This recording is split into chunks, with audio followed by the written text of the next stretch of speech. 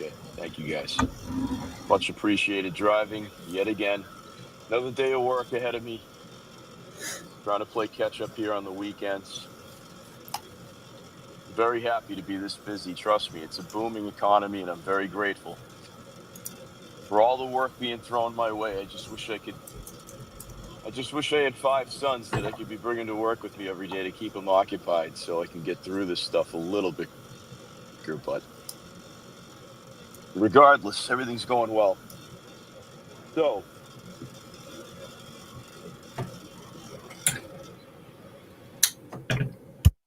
I'm looking at, today, as you've probably seen, is the 6-month anniversary of President Trump's 2.0 administration. And I do believe that it's been the most newsworthy and the fastest paced, I think, of any time in my life. I'm sure you guys are the same. The interesting thing is that the events are so newsworthy, and the executive orders have such a big impact, and the legislation that's been passed is such a big impact.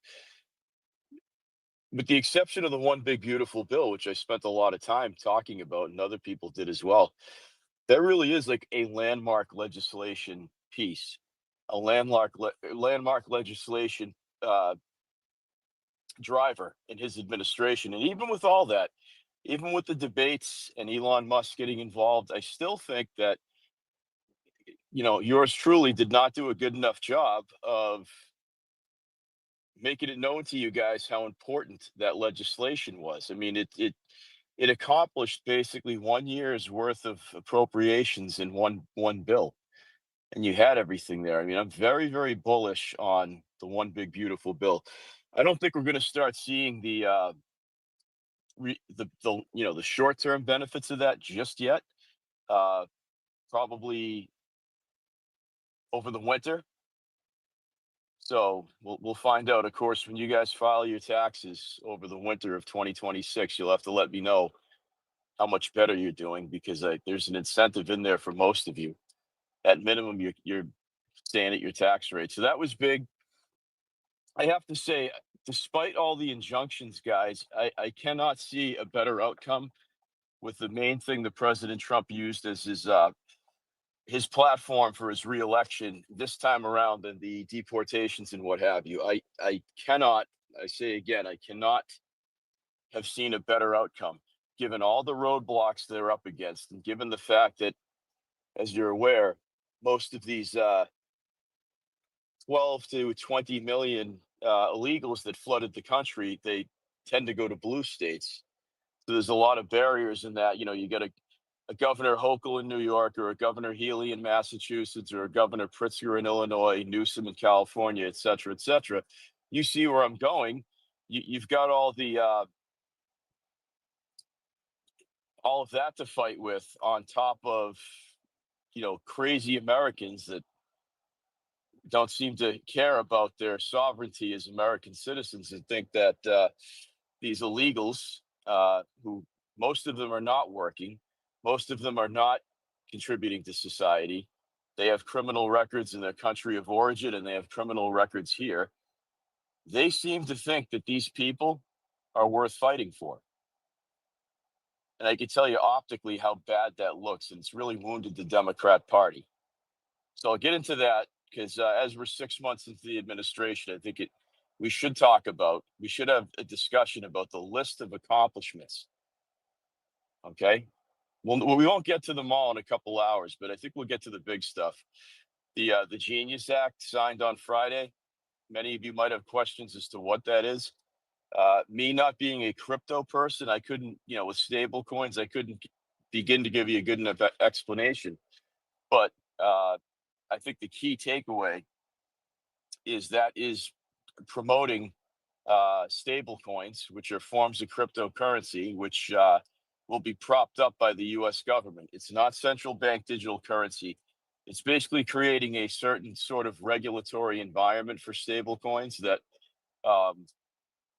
companies that operate in the US will be able to use their stable coin portfolio on their balance sheet. So it's going to have the US dollar backing behind it, and there's a list of them. So that's interesting, and that's really the extent of what I know. People ask me a lot of questions about that, and I really have to defer to the crypto people because that is not me. So, that was past Friday. Now in the crypto world, guys, the reaction was uh, very positive. Okay, there's one thing that is very unique about Trump 2.0, and that is that they're a very crypto and AI and energy friendly administration. All of those go hand in hand. In order to, you need power to generate operating systems for servers and artificial intelligence and mining of crypto. That requires energy.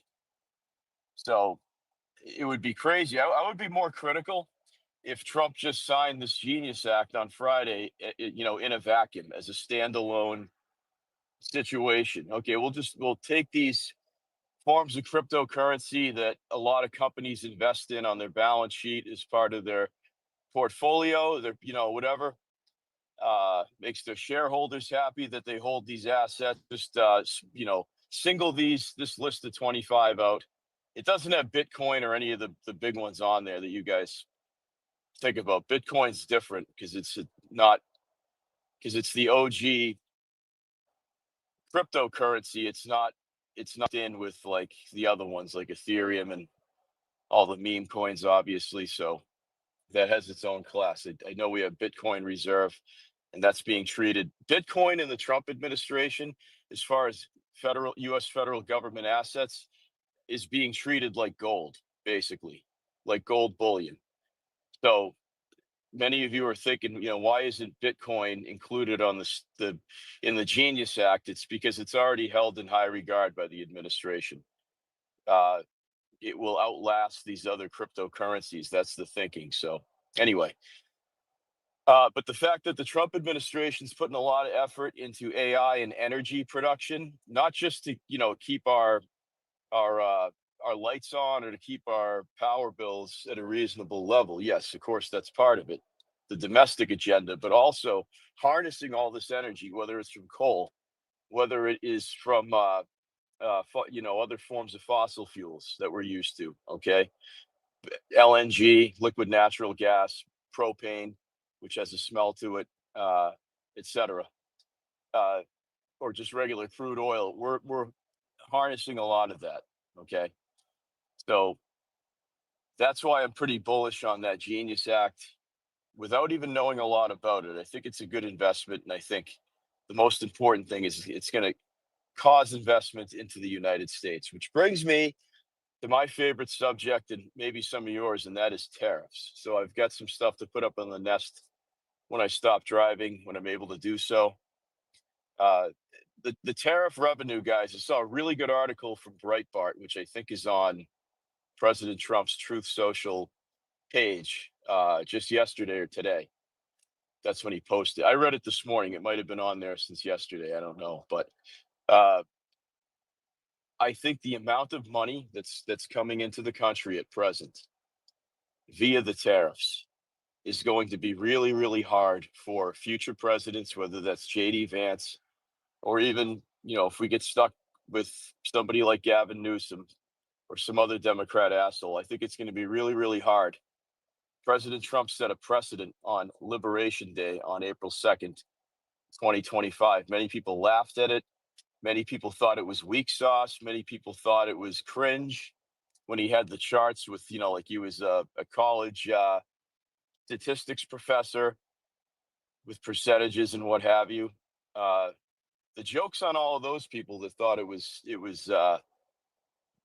an attempted power play, because this is why President Trump is never going to have to touch entitlements, okay, like Social Security and Medicare, because, or like why I don't think he's ever going to raise taxes on one percenters like Mark Cuban, right? Because there's real money there, guys, with tariff revenue.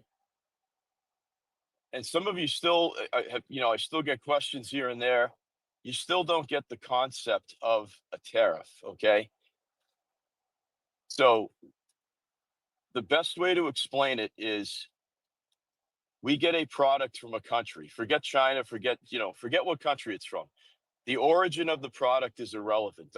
Or what the product is, what industry it is, whether it's clothing, whatever. Okay. We get a product from a certain country. Okay. Uh, they want to sell a lot of units of this product in this country because we are 350 million consumers. So they're going to want to dump a lot of their product, which is made in their country, not made by Americans. So it's a foreign import. Okay. And it's a very popular item. Okay. So they're going to sell millions of units of this. So the easiest way to think about, okay, you want to make all this money on this foreign made by foreign people product that you're going to sell millions of dollars worth in the United States, and you're going to make a lot of money, and we're not going to get a percentage of that. So in order for you to dump these, I don't know, 20 million units of this popular product, each unit is going to be tariffed at 20%. Okay. They hope so. If it's a $10 product, what's 20%? $2. So for every $10 product that they want to get on the market here, they really end up paying 12. The United States allows them to sell it for retailers to sell it like Walmart or Amazon for $10, but we're getting $2 before it even gets to a warehouse. That's the easiest way to explain a tariff. It's way more complex than that, but that's just like the base level knowledge on it. So we're racking up real money, guys, and it's in the hundreds of billions by the end of the fiscal year, which will, obviously December 31st, 2025. Okay. And I think everybody laughed at Trump. Everybody said it was going to, wreck our personal bank accounts because that product is going to be more money. So like, okay, let's just take my last example.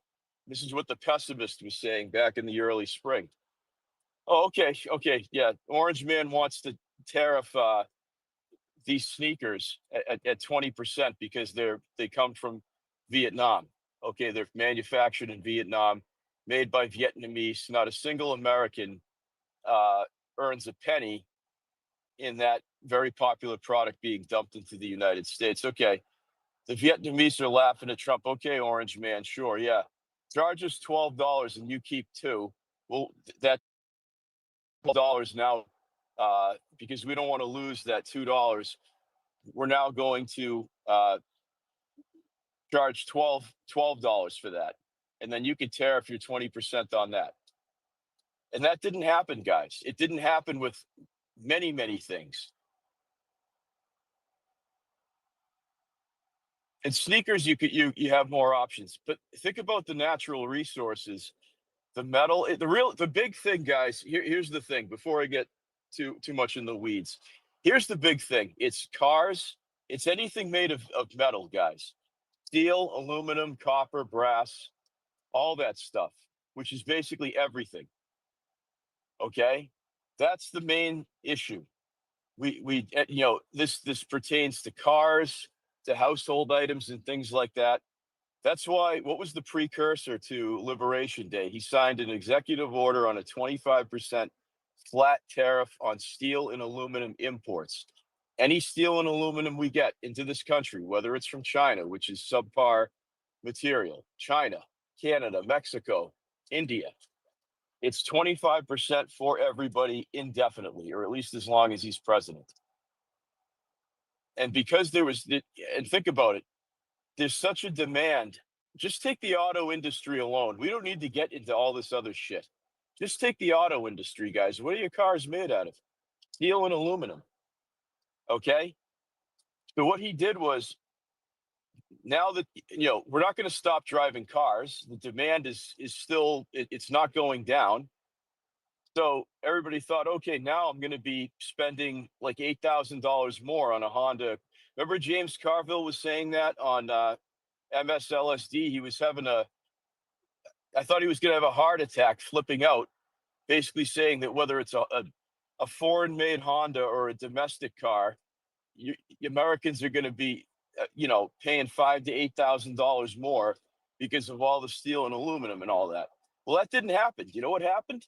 That 25% steel and aluminum tariff allowed the domestic market, domestic implying here on the United States, these steel and aluminum companies in Pittsburgh and Bloomington, Indiana, and Indianapolis, Indiana. They're like, holy shit, look at all this demand from Ford and GM and Dodge, and even foreign companies that have factories here, like Honda's got a lot of factories in California, I believe, as does Mazda and Nissan, the Japanese cars, right, on the West Coast. I think even Tennessee they have plants. Oh, we don't, we don't want to pay these. We don't want to make cars with tariff steel and aluminum. Let's get some American steel and aluminum and keep cranking out these Honda Accords or these Honda CRVs. And these American companies, which have been stagnated by just shitty Democrat presidencies and not emphasizing the building of the United States steel and aluminum market like we had it up until the 80s. They had a business boom in the spring, guys. They can't keep up with the demand. And here's the other thing. Here's where the Democrats got it wrong. They thought all they care about is producing a car with the least amount of money spent for the highest. 99% of the time, that is the business model of the industry, which is why 35 years ago it went to Mexico, Canada, everywhere but here, basically. Right? It gutted Detroit, Motor City, around 1989 to 1991. So that didn't happen either. What happened was they're like, okay, we can get the American steel and aluminum pretty quickly, and it's going to cost us less because it's coming from Pennsylvania and it's going to get, shipped by 18-wheeler, right? With no, because it's American, instead of it getting shipped from an 18-wheeler from Ontario, Canada, or somewhere in Mexico, and you have the international fees and all that. I don't think they care. They just care that they are producing cars and meeting demand. I think a lot of Democrats and skeptical Republicans thought that the auto industry was beholden to foreign countries where a lot of their operations are. I think what Trump did was give them a logistical nightmare that if you continue to use steel and aluminum from Canada, Mexico, China, or India, you're running a very big risk of not selling a lot of cars because you're going to have no choice but to go up on your price. That didn't happen. They kept it local, and car prices are still high, but they didn't balloon like Democrats predicted and Panikins predicted. All right, so this is it. We're setting up a very good 6-month track record. I'm just going to get into deportations, and then you guys start putting in mic requests. I've got time. We'll talk to many of you today. I think what Kristi Noem is doing, put the Barbie dress up jokes aside for a minute. I know many of you think, she looks ridiculous with the cowgirl hats and the tactical gear. Guys, she's doing a bang up job. She's got an A+ from me. I think the way that the DOJ is working with ICE and is working with Border Patrol and is working with all the federal assets, even the DOD got involved a little bit. And you saw that when the Marines were in Los Angeles, right? It's despite all that, all the roadblocks and all the turmoil and all the lawfare that the ICE agents have been up against, they are exceeding my expectations.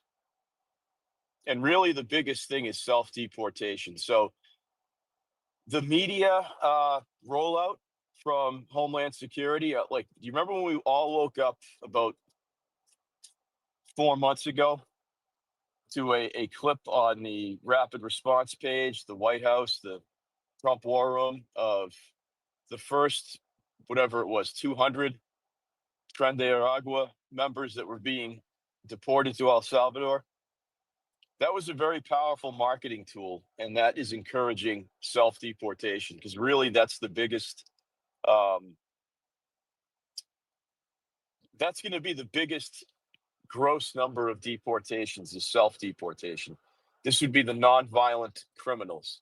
So they're still criminals for being here illegally, but they're not gang members. They're not molesting and stalking American citizens. They are just trying to get a free ride. Those are the easier ones to deport, because they know if they get caught, if they ever want to return, well, first of all, if they get caught, they're going to get deported in short order. But secondly, it really fucks up their chances if they ever want to come back into the country, even as a tourist.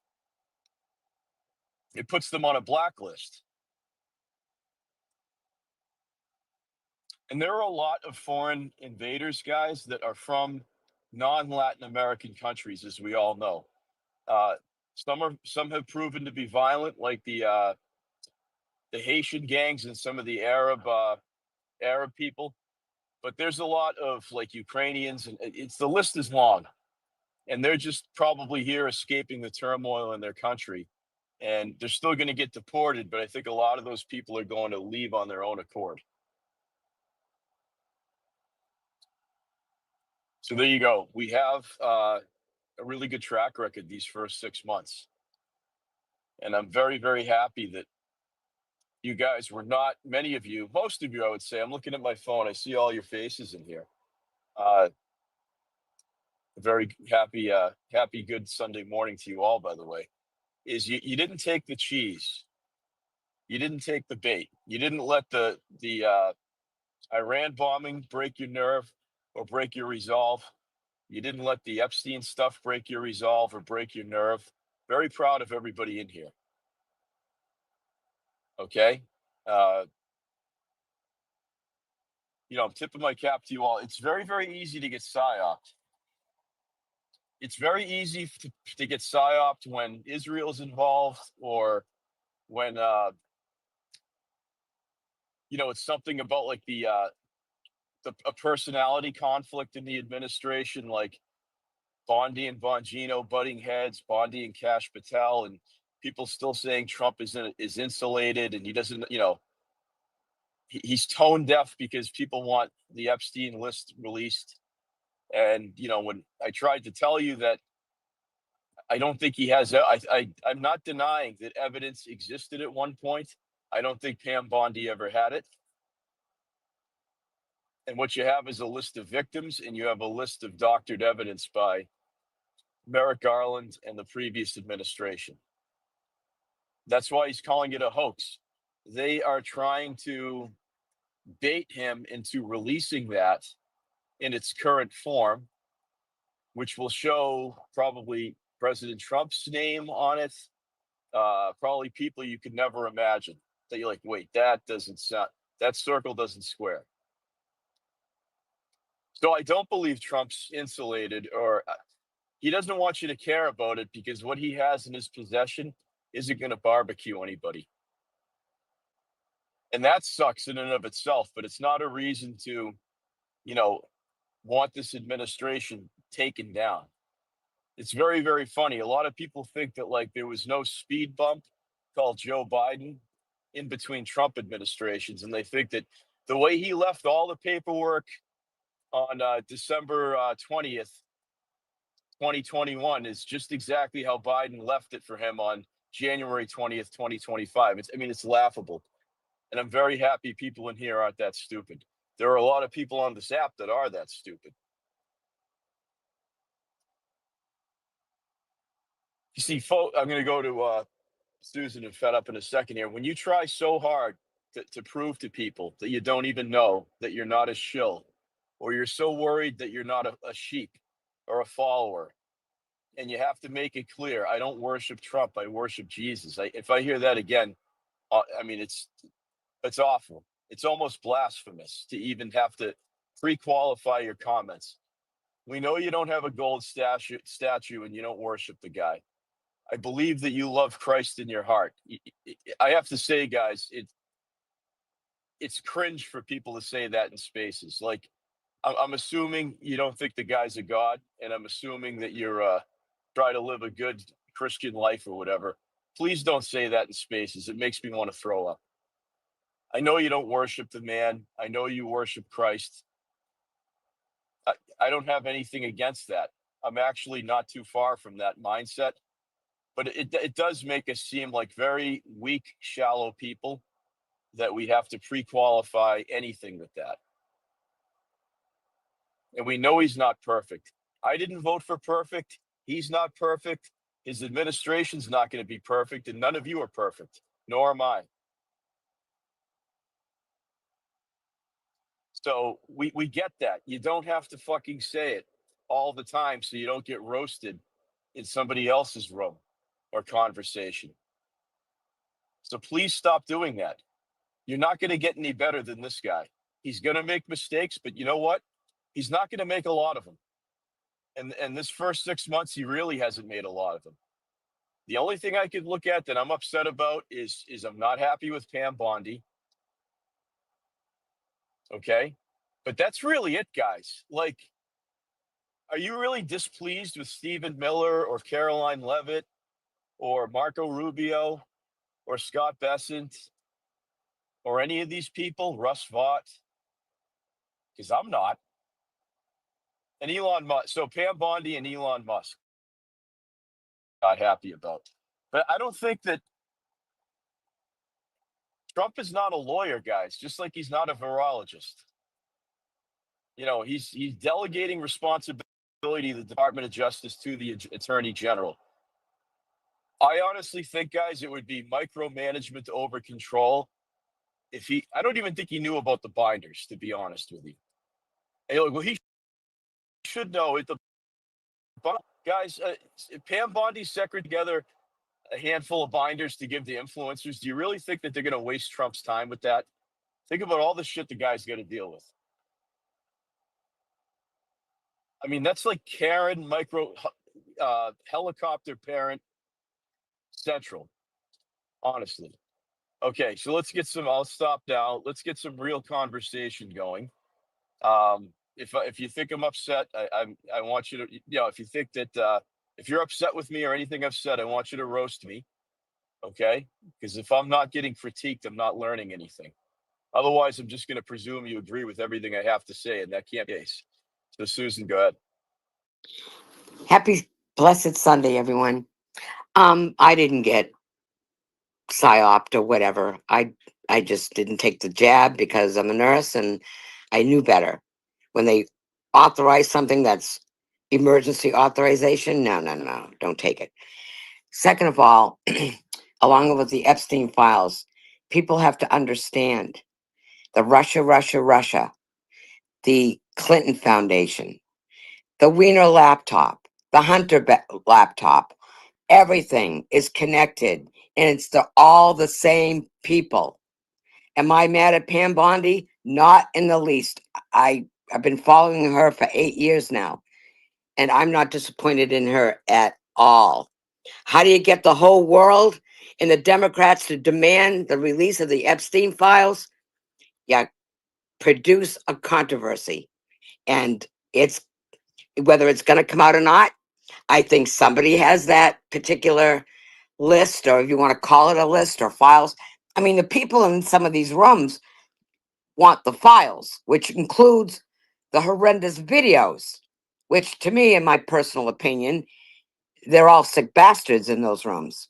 That's just my personal opinion. But as for Pam Bondi, I haven't got a problem with her whatsoever. Right. Very good. Fed up. You're next. Yeah, well, you took the words right out of my mouth, Susan. And I guess that's pretty showing we weren't psyop, because if we're supporting Bondi, because that's the biggest psyop. And I've said I think that's the psyop, was how the media responded to the binders and all of that. And I mean, and I judge Bondi. Let's say even the Epstein uh, handling with the media and all that, which some of that was fumbled. Don't get me wrong, but some of it was not fumbled the way people portray it as. But let's say that was the biggest colossal disaster media wise. Judge her the same way you judge Trump. Look at her overall record. And for 6 months, it's been tremendous because everyone at the Supreme Court wins that's letting the Trump administration now do stuff. That's Pam Bondi. That is the DOJ doing that. This breakup and arrest of that huge Medicare fraud ring. That's Pam Bondi. Same thing at food stamps, and just go down the line. I mean, they're 6 months in, and we're already having breaking up of fraud rings in the government. We're having DOJ wins in the Supreme Court that now has let us fire thousands of people. You know, I mean, and one that people has gotten under the radar because one of the biggest criticisms of her coming in was her 2A stance because she was for openly for red flag laws, right? Well, instead, since she's been in there, they have turned into the most pro 2A DOJ possibly in history, doing things that have never been done, including signing amicus briefs to get cases to the Supreme Court promoting 2A. That's never been done in history. So, and all of this with hands tied behind her back. I mean, she didn't get her Solicitor General, who's supposed to be the one handling Supreme Court cases, didn't get them for like 4 months. She still does not have an official approved head of the Washington field office, which is where a lot of the Supreme Court cases go there first and then go up. Plus, we know a lot of these prosecutions may have to go through the Washington. It's Judge Janine's running it now, and it was supposed to be Ed Martin until my senator, good old Tillis, tanked it right before he announced he was quitting. It's like when I look at her overall record for 6 months, it's not just that I support her. She might be the most effective attorney general that's in my lifetime, period, hands down, when you look at her overall record and actually legitimately analyze it. And you have to remember that she was one of his impeachment lawyers too. Yep. Yeah, in the perfect phone call defense. Yep. She's got one more hurdle though, guys. She's got one in my view, she has one last chance at optics redemption in the public eye, because Friday she petitioned to find out what information could be released via a judge. So now the people that are already convinced that this is a cover up are not going to be satisfied. I'm not even talking about them, but friends, I will tell you, expect nothing. And that's my take. I really don't think they have anything. I think this is kind of a formality what he's going through, just to say, look, we don't have anything. Find out what the reaction is going to be when and if a judge allows the Department of Justice to release what they can release. Then that will be a big, because it's not us that need convincing. And honestly, I'm still going to be critiquing her, guys, because I want her to have a better presentation. Like I said, A+ on deportations. I don't really give her a high grade. I think the binders were just not good optics. And here's the thing: it's not the situation in and of itself is that there was no pertinent information there. So I guess my whole thing is, why even bother, right? And I do think that there is some there is some smoke to what Laura Loomer's saying, that she's kind of a pick me girl type personality. Um, and it's okay. We all have our personality flaws, guys. I've got a million of them. But I do think she loves being on Fox News. I do think she loves talking, like all attorneys. And I do think she gets over it. Doesn't mean she's not effective at her job. A lot of people would argue that Trump is very good at his job, but he the way he talks is offensive to them. And these are people that vote, and I'm not talking about Democrats, right? A lot of people don't like the personality of certain people or how they convey their messages in public, but they're very good at what they do. Many examples of that. So you can be both, guys. It's, you don't, again, if I was advising her, Pam Bondi, I would say, you need to start doing like Caroline Levitt does the MAGA Minute on Fridays. The DOD does one of those. She needs to do one of those for the DOJ. You know what? It should be the easiest one because they can't really get into specifics of their investigation. But she should be doing something. Okay, today the DOJ filed an amicus brief on blah blah blah. Okay, a little more transparent, like going on Jesse Waters and Sean Hannity and making it sound like you've got the goods on. Like I said, guys, I don't even care. I just want pedophiles to get hit by trucks and buses. Okay, that's what I want. That I'm a root cause person. I don't care who gets the credit or the glory. The 18 wheeler that's going to hit these guys or women, whoever was involved, they're the MVP. But I would just tell her, you really can't go on Fox News and act like you've got the goods and then backpedal. Doesn't mean you're not a good attorney general. It just means that you've lost the trust in public sentiment. And I don't consider myself a sheep or a weak person. And even I could sit back and say, I think she did a horrendous job rolling that out. Doesn't mean she's not doing an A-plus job with deportations and fighting these. Really, her fighting of the injunctions is prior to the Supreme Court ruling was my favorite part of her work so far, part of her job performance so far. But because, guys, if you think about it, all the controversy that's going on is because of her poor uh, public relations rollout on this issue. You could say it's irrelevant. You could say it's not fair. You could say these people. That's fine. I don't necessarily disagree with any of that. I'm just trying to prevent problems for the normies because there are more of them than there are of us, sadly. So you can't just think about it and we're not in a box, but we talk with a lot of smart people. Many of us are smart, and we're able to understand, cut through the bullshit, and understand what the substance is and what the expectation. Most people aren't like that, guys. So you do have to worry about um, your low information voter, okay? Because we're greatly outnumbered by them, and you have to meet people where you're at. And if that means Pam Bondi shouldn't go on Fox News and she shouldn't promise shit, then that's really the most effective way. I don't need Pam Bondi to go on with Jesse Waters for 5 minutes and talk about how awesome she is. I can read rapid response. I can read. Say Pam Bondi's been the psyop. And because I'm in the, I know, ultra minority that I had no problem with the binders. I had no problem with her original Waters interview, no problem with the binders. None. Not a lick.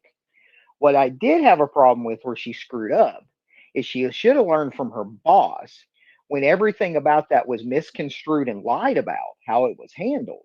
She should have come out firing at the media, hardcore like her boss does. Because the thing is, that whole situation has been so, and I have analyzed it to death, and I'm probably one of the few people who has. I've watched her Waters interview probably 15 times at this point. I've watched multiple releases from people that was in that room that got the binders, including several independent journalists that was there that I've followed for years and highly respect. And the whole thing's been so blown up in a way because here's the thing: on Waters, she said she had the files that she had ordered, and she probably had the, and it sounds like she had the files they gave.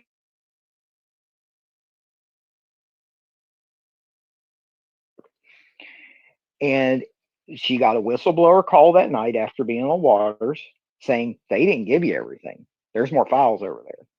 And that's been confirmed by multiple FBI whistleblowers and independent media. That's when she drafted that letter to Cash saying, you have 2 weeks to get me the stuff. I'm authorizing you to do whatever you need to do to get it. And then the timeline all of a sudden flipped when the media.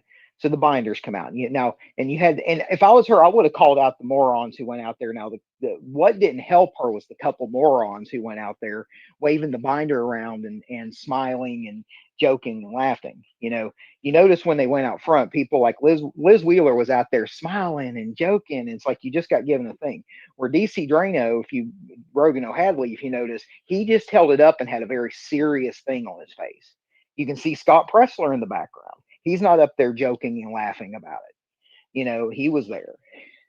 Ton of people were there, and they were already there. They were there for a planned meeting. She didn't call them there. That's another lie that they've been telling. They were already going to be there, and she took advantage of that. And her and Cash together, again, another lie. A lot of people say that she did on her own. No, it was her and Cash together came in, gave them the binders, told them the reason I'm giving you the binders is because last night I said I was releasing this information. Those binders had the exact information she said on Waters. It had flight logs. It had the redacted names or the code names they used for the victims. It had exactly what she described on there. She said, I'm giving you this as a start because I said I was releasing it. And each binder had a copy of her letter to Cash. Yet another lie they kept telling on the timeline. They kept saying that all of a sudden it changed to, oh, she wrote that letter in response to the outrage. No, she wrote the night before, gave it to Cash, presented it with Cash to every one of those people in the room. And that's been confirmed by tons of people that got the binders themselves. And so my problem, I have no problem with how any of that was handled. She did exactly what she said she was going to do.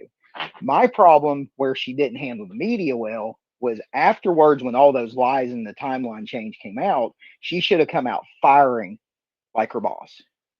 And this would have been gone. But she let it fester. That was the problem. Yeah.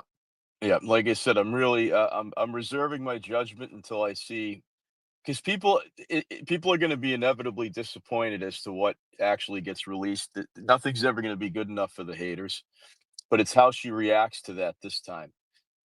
It could make or break her tenure as attorney general, because the other thing is too, guys, the timing of this could not have been worse, because look at the last 2 weeks. He had about the biggest 2 weeks from a accomplishment standpoint of any president. It superseded anything he did in his first term. Basically, the whole month of July has been a since the big beautiful bill got passed. I mean, he's been rolling like a steamroller, guys, with everything he's done. And so that took away a lot of what was going on. And the other thing is too, here's one thing that Pam Bondi is not doing herself any favors on, guy. Fed, I think you were kind of talking about this, how she should have come out upset. When she says stuff like, there were 30,000 hours of uh, uh, explicit and pornography with minors, like, I'm not releasing that. Well, thank God. I mean, nobody wants to even contemplate those abominations, Pam. Something like that, and I understand it was a heat of a moment thing. That's some things are better left unsaid. That's one of them. I don't think people are clamoring to even know about that. Like, it it will forever, you know, tarnish my mind that even exists. It's just like the absolute worst atrocity you could ever do on this planet. People aren't talking about wanting to see child porn. People want to see. People are superficial, Pam.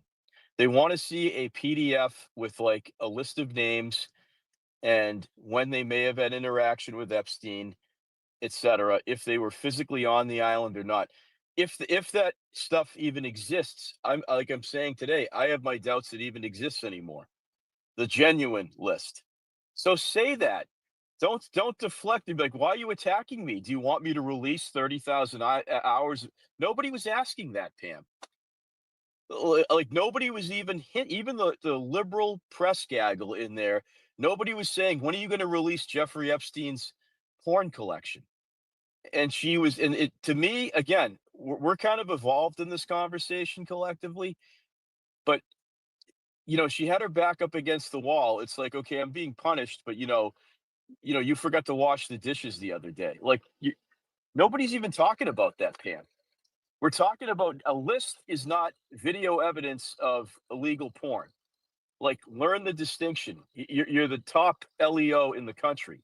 You have to understand the people watching that press conference, 80% of them are fucking retards.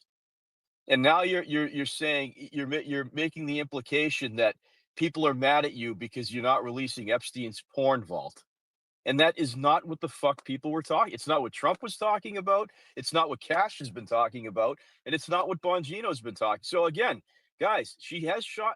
I will be firm in this. She has shot herself in the foot at critical moments, and a lot of that is on the job training. But I mean, she was the Attorney General of Florida. This was not some backroom attorney in Republican circles.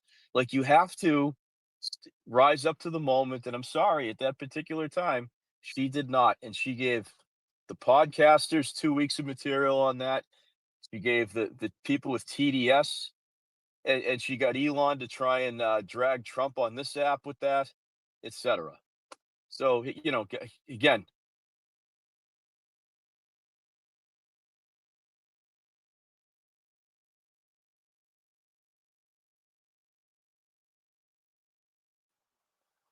Janet, do you want to speak?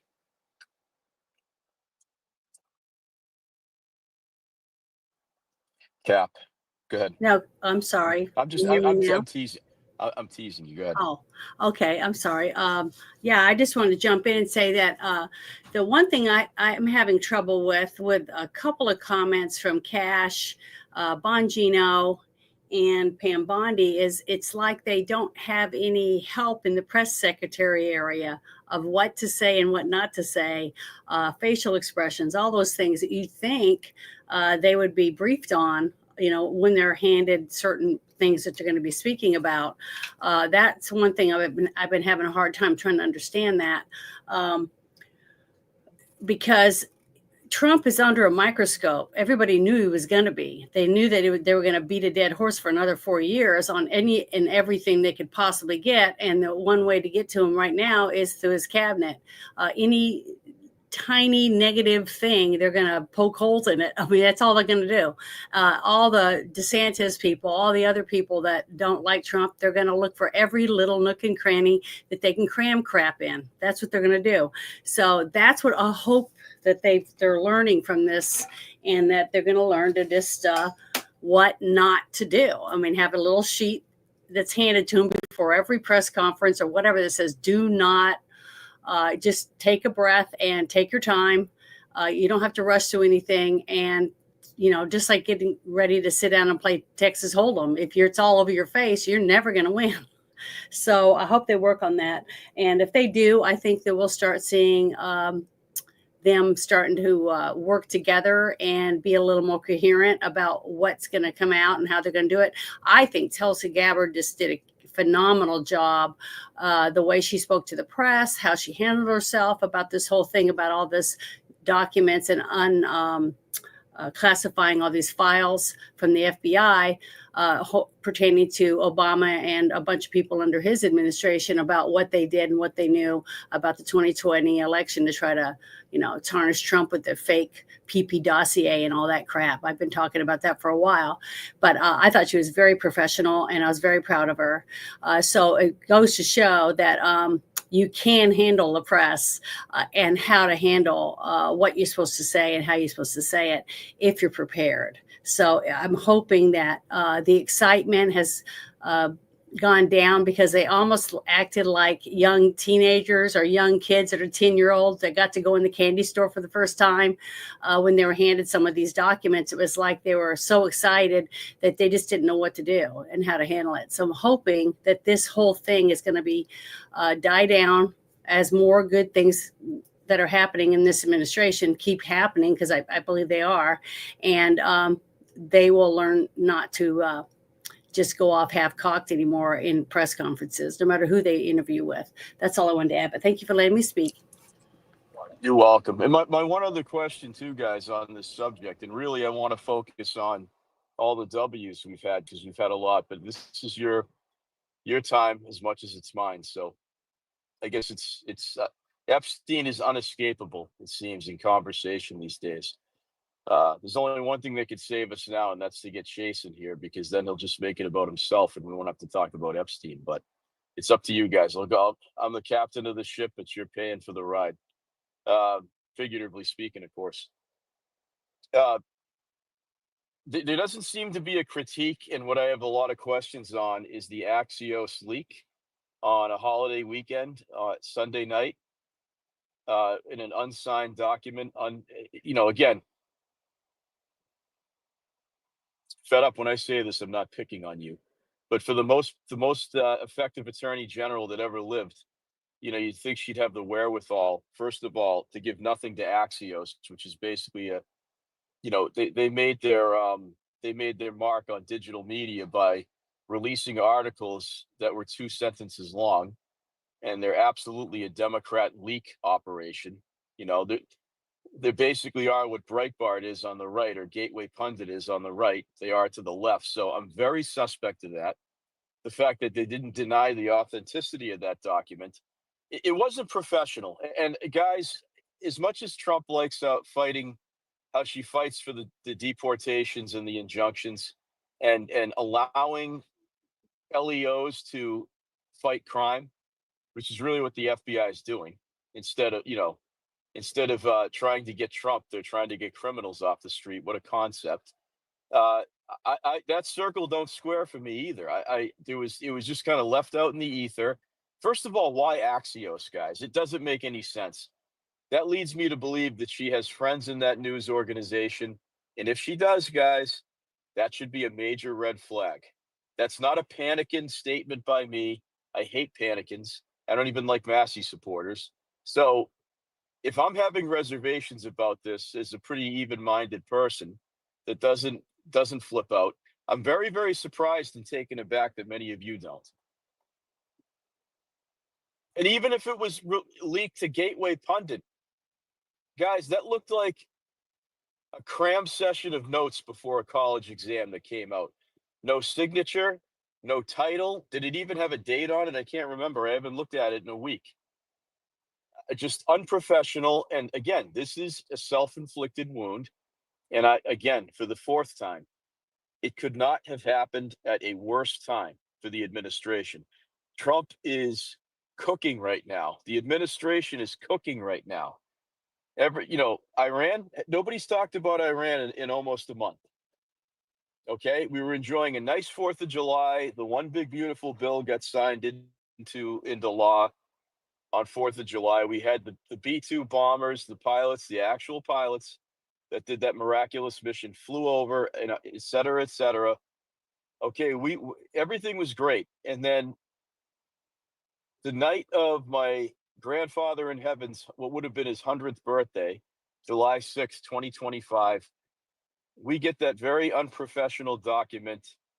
And if you're frustrated with all the speakers and personalities that are obsessing about Epstein, that was the genesis of it. So no, Pam Bondi is not getting an A+ from me.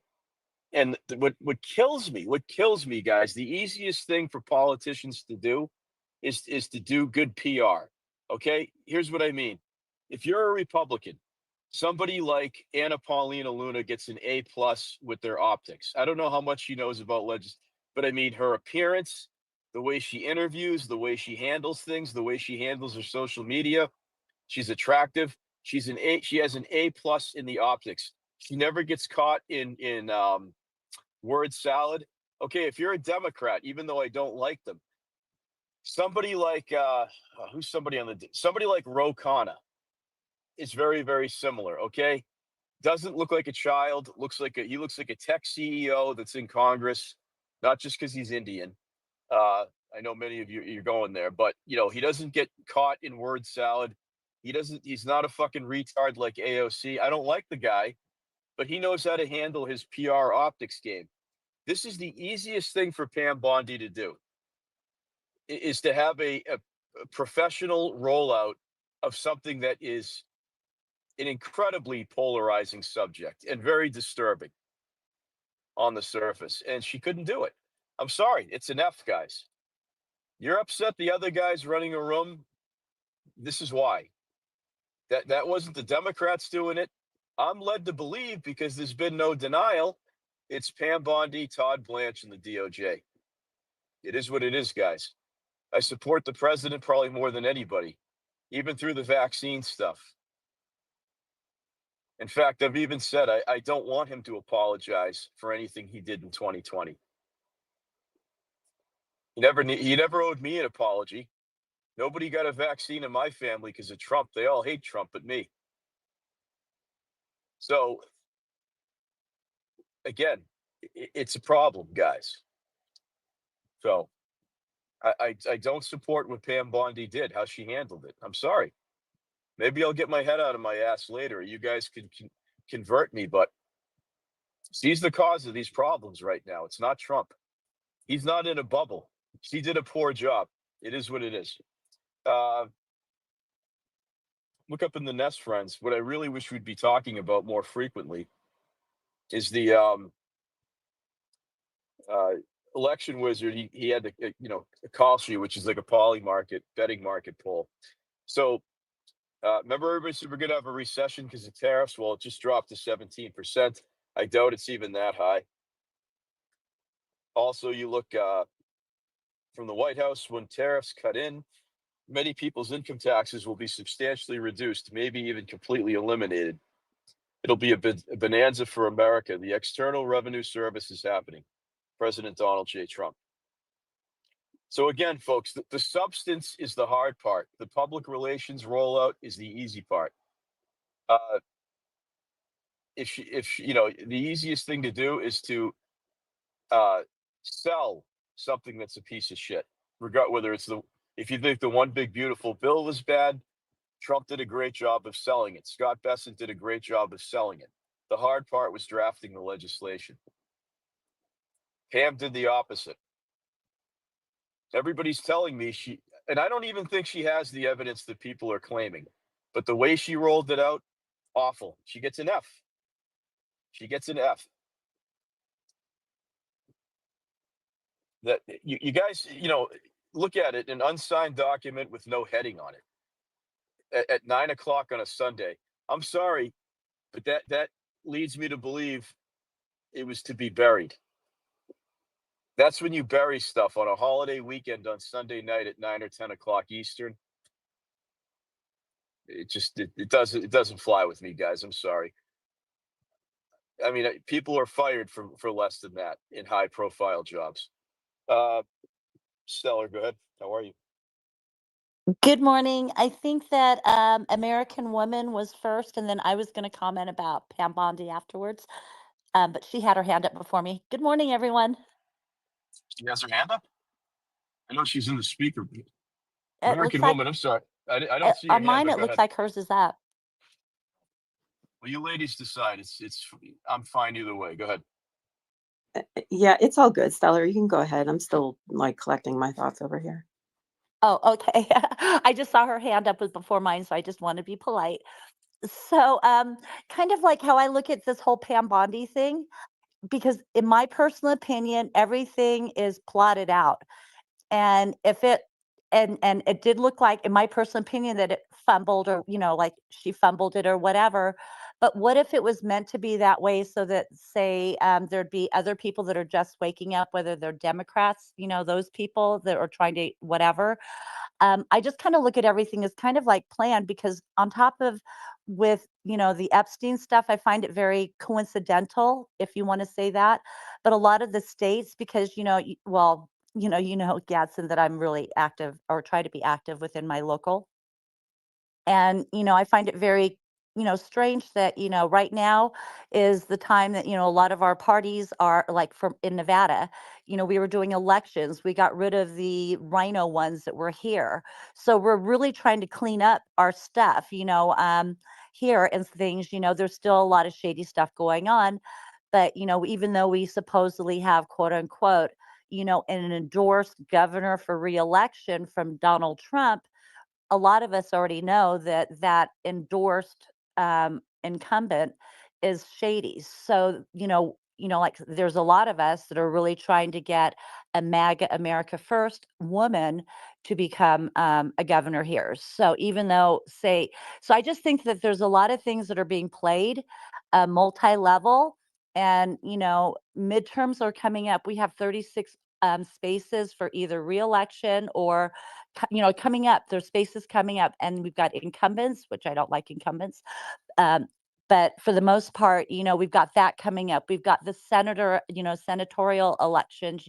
We have our own House of like our representatives for the state coming up. We have, the AGs, attorney generals for our states coming up. And it just seems like, they're having all these different distractions, boom, boom, boom, so that way we won't focus on it. And then that way we get candidates that they want us to choose, not candidates that we've actually chosen, if that makes any sense. Because being, active within our party, we're the ones that also have the say on who are the ones that the party's going to represent, if they're, and all that other stuff, so that we can get true MAGA people into our states, because the states are where our voices are, even in Washington. So I'll yield.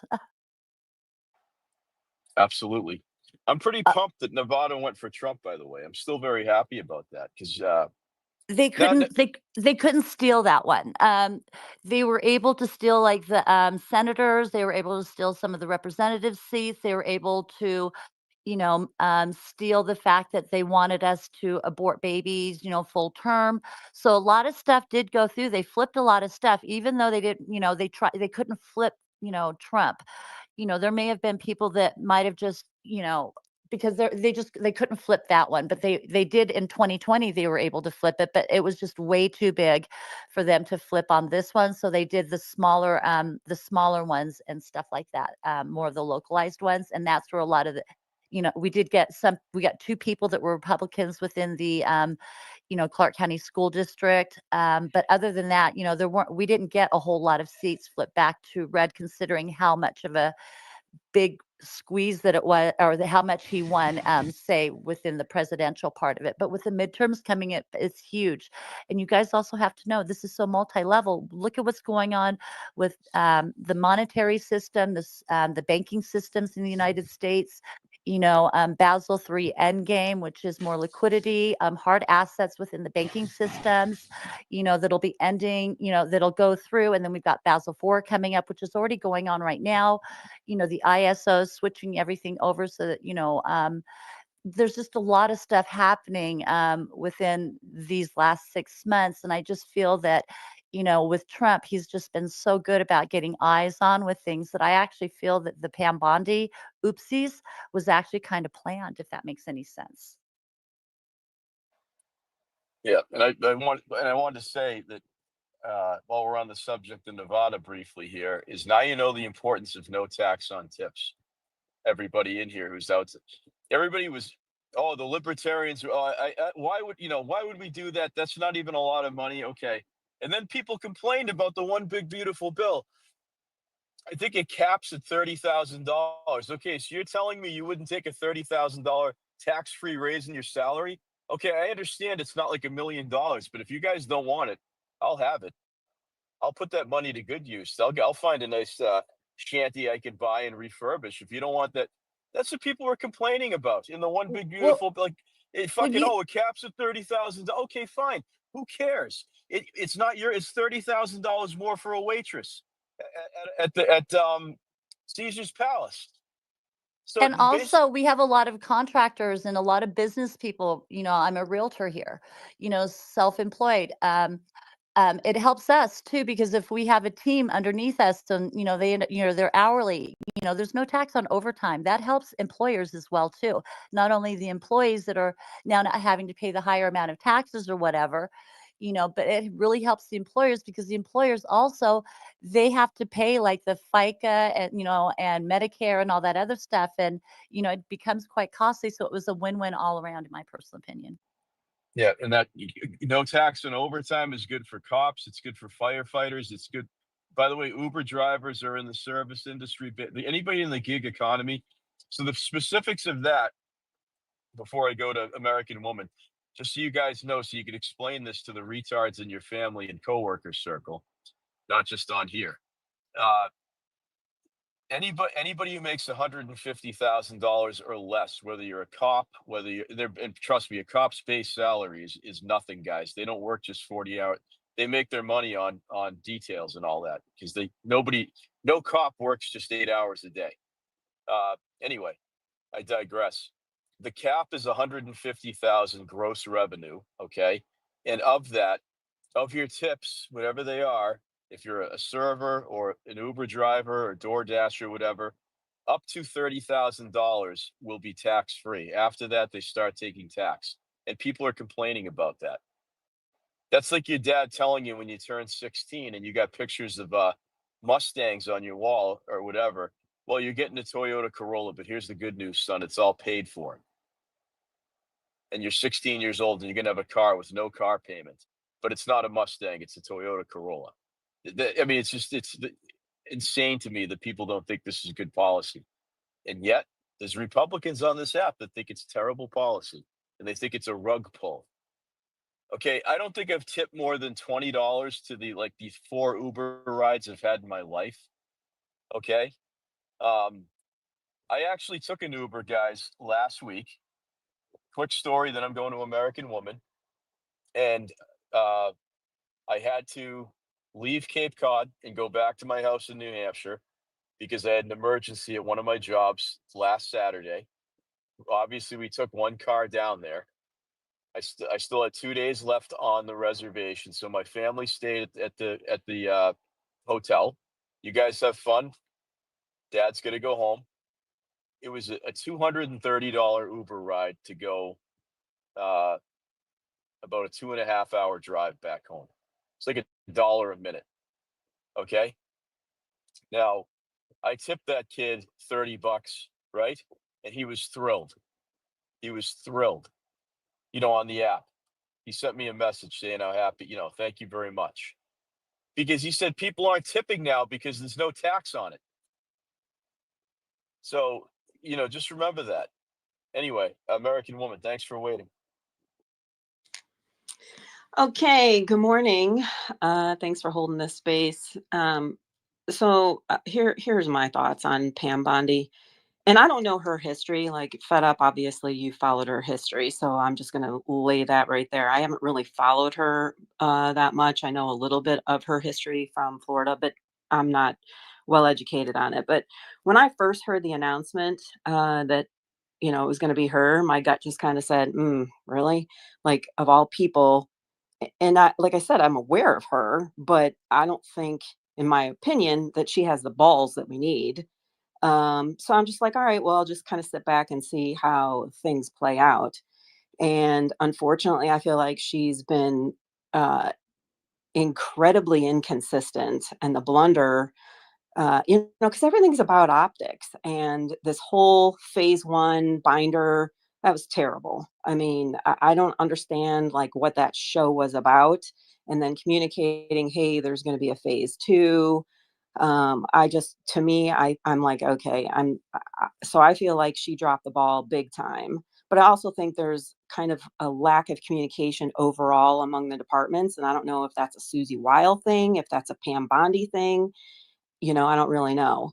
Um, you look at, my concern is we look at what Tulsi's dropped. And if anybody's been paying attention from the beginning on this Russiagate Steele dossier, the Comey, Brennan, Eisen, all these people and the Hunter Biden laptop, all these people are a byproduct of that issue as well.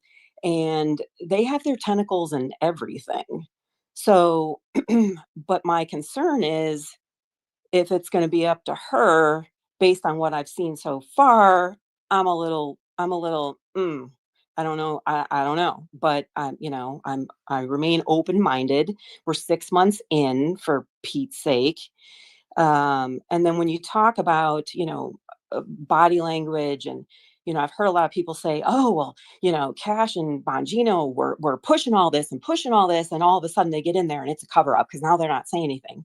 Guys, it's two different realities. The reality of being on a podcast and saying what you want to say, you're pushing on a podcast to make money, to, for your audience, whatever. That's one thing. And then to get in and then to be part of an administration to see what's going on the inside, that's a whole different level, right? So there's that. Who knows if there's evidence or if there isn't? I don't know. But I sit back, I mean, and I'm actually exhausted because I've been listening to the my brain's been going through mental gymnastics with what's been going on this app. And I've said it a couple days ago. I made last week or whatever what it was. It's like there's been a flip, and there's clearly some psyop stuff going on. Guys, two things can be true at the same time. I'm trying to think of the bigger picture. I'm trying to figure out, like, I mean, think about what this man, President Trump, has been through. Let's think, I mean, do we all have STML, short-term memory loss? I mean, what have we all been through trying to get him elected? He's had what, 91 indictments, the Mar-a-Lago raid. He's had 2 attempts on his life, an election stolen from him. We've had Americans thrown in jail, not given. Yeah, I mean, it's just, I mean, when we think about what has happened and what we've gone through, it's like we can't forget all about all of that. And yes, I want, he is a bull in in a china shop, but he's also still one man, and he's accomplished so much. Number one, in my opinion. Number two, it's still a process. Like, how can we expect, like, I've never seen the level of expectation on this man. And like, it's insane to me. I've never seen it with friggin' Biden, with Obama, with Bush. I've never seen this level he's not perfect. There's a lot of things that I don't necessarily agree with on him, but he's still, like, I don't want to go back and live under the hell that we were living under. And the last thing I will say is I'm so grateful that this app isn't real life, because it isn't. When you get out and you start talking to people in the real world, half of the people not only do they not even know what X is, they don't know what a space is. My issue was, well, I had 2 issues. Number 1 was the immigration, and number 2 is the economy. And immigration plays a bigger impact overall on the American family, on children, on education, on healthcare, on the economy, I mean, it has tentacles and everything. The fact that this man has closed the border, stopped the trafficking that's been happening at the border, and that again parlays into all other areas in our society. Like, that is huge. And I don't think people give that alone enough credit. I mean, he's getting out the criminals. It's not, it's just, I don't have to go through it because I know you guys know. So I'm just going to land it there.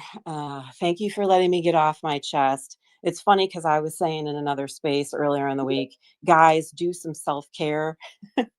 And I'm the one that needs to do some self-care today. So I'm going to make that promise to myself and do that. But thanks. Appreciate it.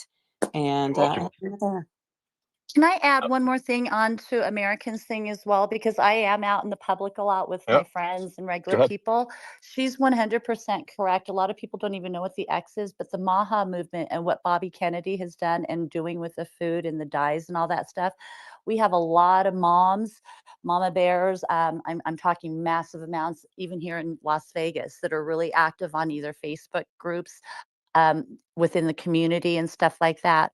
And they're all praising because, Bobby Kennedy was put in because of, Donald Trump. And you have a whole set of moms and family people that are very, very stoked about what's going on with the Maha and food industry here in the United States. Just an FYI, too. Thank you, ladies. So the self-care thing I want to touch on really quick. I do agree with that.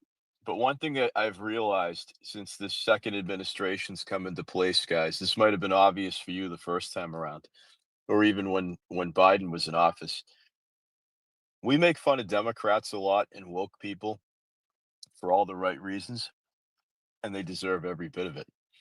This is one thing I've noticed is there are a lot of people in the MAGA sphere. Call them influencers, call them whatever you want. It doesn't really matter. It doesn't really matter to me what you call them, and in general, it doesn't matter. There are a lot of people I think that need day jobs on this app. Like, I don't mean like 3 or 4. I mean thousands, maybe tens of thousands.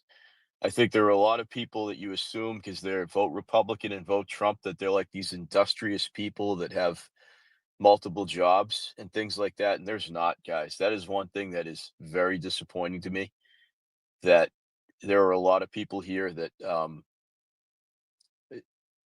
make their money online, and they are very influential people in the MAGA sphere.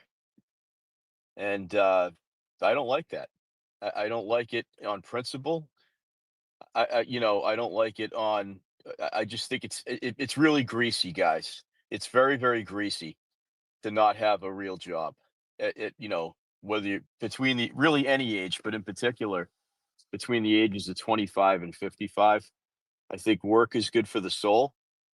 I think it's great that people want to make money doing politics, commentating on politics. That doesn't mean you're entitled to a job in that space. And 90% of them can't pull it off. But there are a lot of people, guys, that don't have day jobs. That to me, in this economy, is dangerous. Okay. First of all, it keeps them wired to being online too much. And it wires them to think that they're entitled to something. I mean, that's great that they vote the right way, but I don't know. It doesn't sit right with me. I'm not saying you have to be out on a construction site or busting your ass every day physically, but you uh, should not be underemployed. And I think there's a lot of MAGA people that are underemployed. Okay. And, going to Republican events or Turning Point USA, that's not a job. I'm sorry. That's a social event. Okay. Not when I can't get a college kid to have the easiest fucking job. Run out to my truck and get me a 9-inch pipe wrench. I can't even get that. And there's people that think that going to Turning Point is a fucking job. That just doesn't sit right with me. Okay. My personal honor code is offended by that. I don't care how many pictures of Trump they have or how many MAGA hats they have.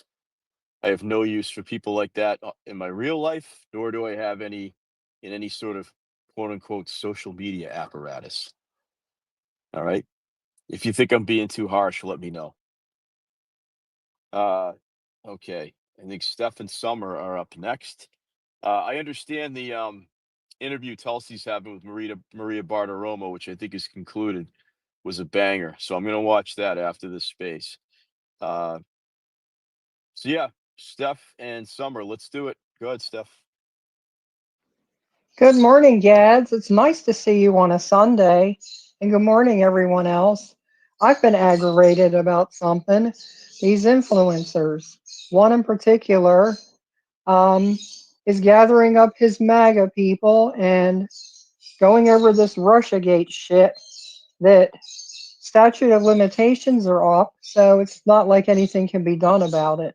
And I actually believe that Trump's 2020 election was taken from him because I think he would have prosecuted these dirty scumbags. And he's on there and he's bashing Trump, and it just blows my mind. And you probably know who I'm talking about because he's on there every day for like 7-8 hours. But it's just disgusting to me that all these people have to worry about is Russiagate and Epstein, and it's time to just move on. Anyway, I just had to say that. Thanks, Gads.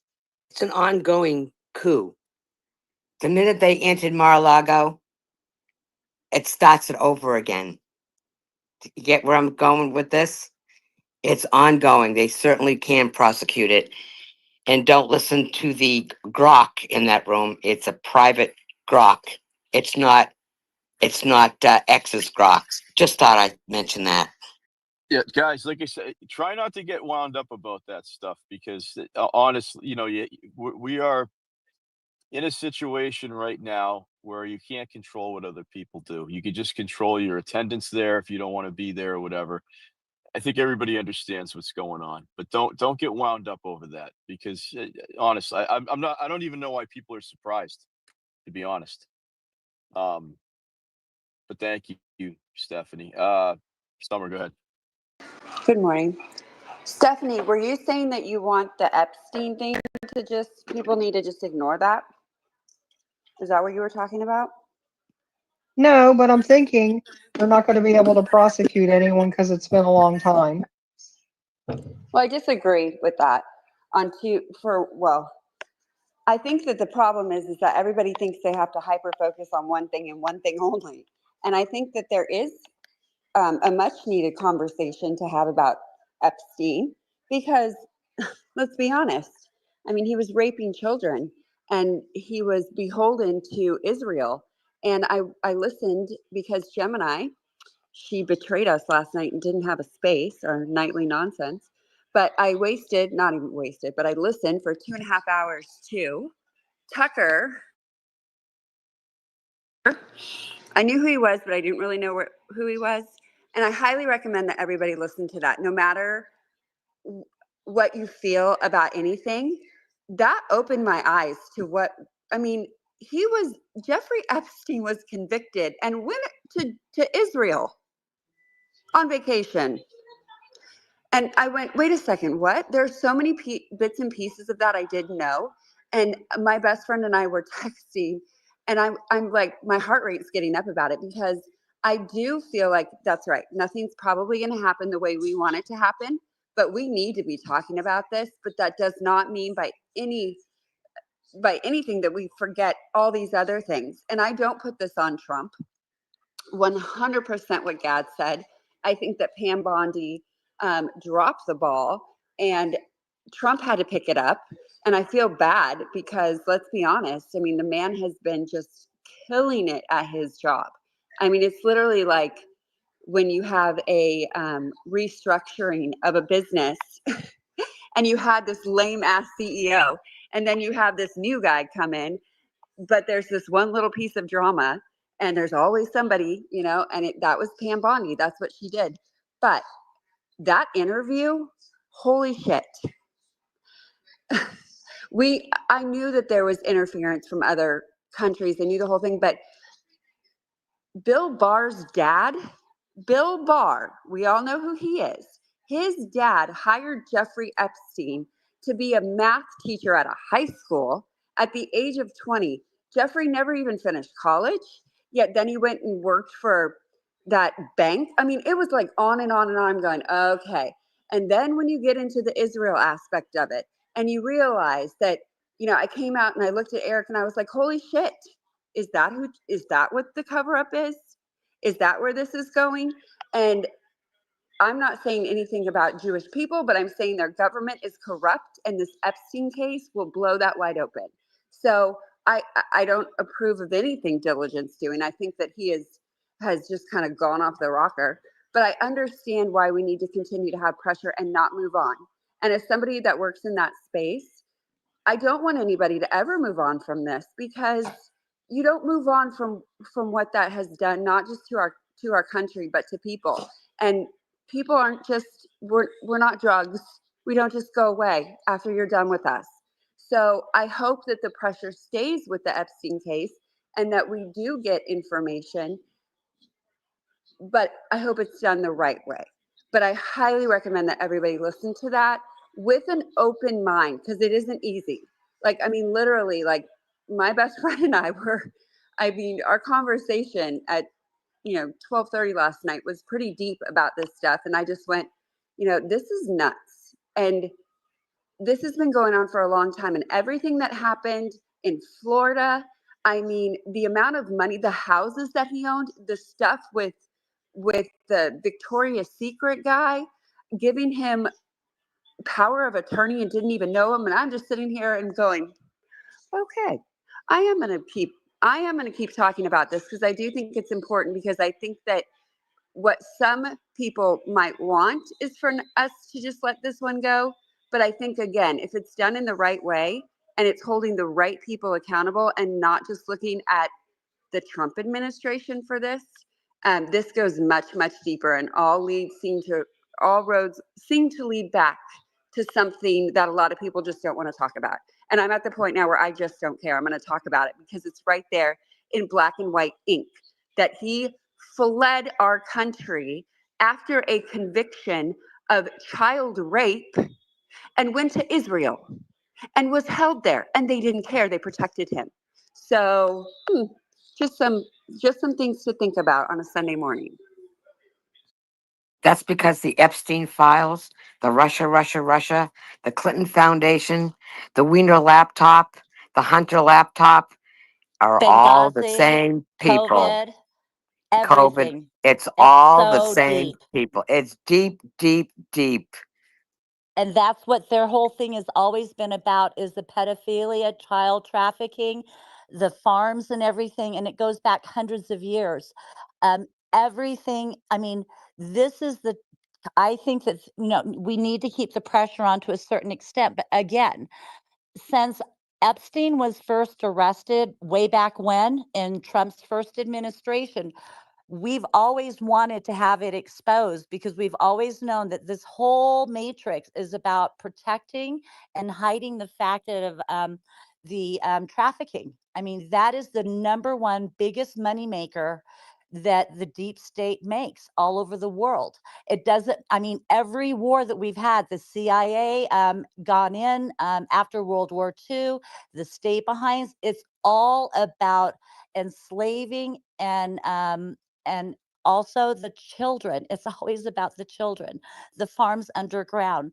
When COVID hit is when I first learned about all of the children. I didn't know that that was their big secret. And all of this money and all of this corruption, the blackmail and all that other stuff, whether it's the banking system, the hidden accounts, now within the blockchain, whatever, it is so deep and it is worldwide. And this thing has been going on. I mean, we talk about Israel, but who owns Israel? When did it get established? What paid for it? Part of it was the U.S. and England, City of London. This goes back to even the fall of the Roman Empire. This is how long this stuff has been going on. And Epstein's only one. There are thousands of honeypots and Epsteins all over the world that is just nothing but gathering intel, blackmail. This whole world and governments is ran on blackmail, including our government. Our government, the United States, is the number one importer of human and sex trafficking. That's not true. That isn't true. I'm going to debunk that. That's actually, and I've actually even said that, but after doing some research, I'm taking a class right now in financial crimes. That isn't true. It's actually, I've been chasing it for over 10 years now. It is true. I get it. That isn't true though. That isn't true. And I A would lot love of for the you to money for show me the number. USAID, a lot of our taxpayer money went to do that. The UN, Haiti, Clinton Foundation. I can keep going on. Well, I can too, but what I'm saying though is that as far as using children for sexual, what you said about the U.S. being the number one supply and demand, that isn't actually true. You can even go into Charlie Kirk. They were talking about it. That was part of the stuff that they were discussing with the open borders. That was one of the biggest thing with the biggest. We are the number one importers of trafficking. Listen to Tara Rodas, whistleblower. Aaron Stevenson. I work with her. I know her quite well. I work very close with the Flynn's. I work with Jaco Boyens. I know. I'm very familiar with all of this, ma'am. That's not true. So what country is? Well, it's not a particular country. That's the thing. That's where we're getting mistaken. Everybody says it's a country. It isn't. The U.S. absolutely. It's worldwide, right? Yeah, 100%. It's a conglomerate. Well, that's what I'm saying. It's worldwide. It's a conglomerate. But it's not the U.S. It's literally, and I actually said that. I used to say that until I started actually researching it. And if you really want to look at countries like the Philippines and you want to go over on that side of the world, it is way more rampant than it is in the U.S. Look at that. I was meaning we're the number one buyers of children. I wasn't meaning that. I mean, we're the number one buyers, and we have so many people disappearing. even before the borders were opened and stuff like that. And there's Well, a lot that's underground in the baby farms. well, let's look at this, friends. Here's something a good spirited back and forth there, ladies. In regards to this, what opened my eyes up was a movie that came out like in 2008, before I was even hyper political. You guys remember the movie Taken? The first one. I know there's been a bunch of spin-offs and stuff. Yeah, it's We great often flick. 1, 2, and 3. we often say that Hollywood opens the door a little bit because the average American or average moviegoer is too stupid to know that it's not really a story they're telling, it's reality. So they package it in a movie that is, wow, that was a good action flick with a good ending. I'm glad that shit's not real. Who trafficked Liam Neeson's daughter in that? She was picked up in Europe, and it was long story short, it looked like somebody from like an oil guy, like from Dubai or UAE or something, or Saudi Arabia. It's about where the money goes, and I do believe that it's not a one-off thing. It's not like one country is the leader in the trafficking. It's a global market, and where is the biggest caches of money in the world? Saudi Arabia. Okay. However, just like in the movie Taken, is the Saudi government actually stupid enough to send guys out in their Saudi Arabian garb on the streets of Belgrade or some other place in Europe and nab these women? No, they have middlemen, just like in that movie. She was picked up in where was it? Serbia, maybe, picked up in Eastern Europe and was brought to the Mediterranean, where she was on some sheik's yacht. That's how it works. It's a conglomerate. I do agree with what Summer's saying. It's not a particular country. It's a global network. They might have assets in the higher assets or higher operating facilities or ways to extract children. They're going to take them, guys, from third world shitholes where there's no FBI, where there's no MI6. So what Summer was saying, Philippines, there's a reason why the cartels traffic women and children, because a lot of the Latin cartels in Central and South America are operating in third world shitholes like Guatemala. So when there's no real oversight and people don't really give a fuck about child protection, we say we do in the United States, and we really do a better job than these other countries, and we have no excuse not to. We're far from perfect. That's why, because it's easy for them. They just go out into the barrios in the neighborhood and round up children because there's orphans, there's people, there's a lot of poverty. If a woman who's got 10 kids goes missing, well, one mouth to feed isn't such a bad thing at the end of the day. I'm telling you, it's the third world is where most of the trafficked children come from because there's no accountability chain. In the United States, a mother in suburban Illinois could go file a police report that she's got a missing child that I hope she finds. But the Now, CPS systems within the United States are part of an aiding the trafficking. that's what I'm getting to. That's what I'm Oh. getting to. The said police department could wipe their ass with it, or they could investigate. I think we know what happens 9 times out of 10, but at least there's that. You got to remember, guys, if you've not been to the third world in Latin America, I don't think you understand. Like, these places don't have like police departments and child welfare services, even if they're a racket with an NGO behind it. I'm talking about people that still go to the bathroom outside in the 21st century. A lot of you haven't seen that, and I'm not. It's not like I've lived it or I've been a missionary, but I've been on some surfing tours of Latin America where I'm there for the beaches, and you go, 5 kilometers up the road, and that's how people are living away from where the tourist area. I think a lot of people, you got to go out, guys. I mean, you got to travel outside of the United States to understand. As bad as we have it, you have not seen poverty. You have not seen how humans live in 2025 if you've not been to some of these aforementioned places, the Philippines, Guatemala. I'm sure there's a Turkmenistan in Central Asia. I haven't been there, but I've heard the stories.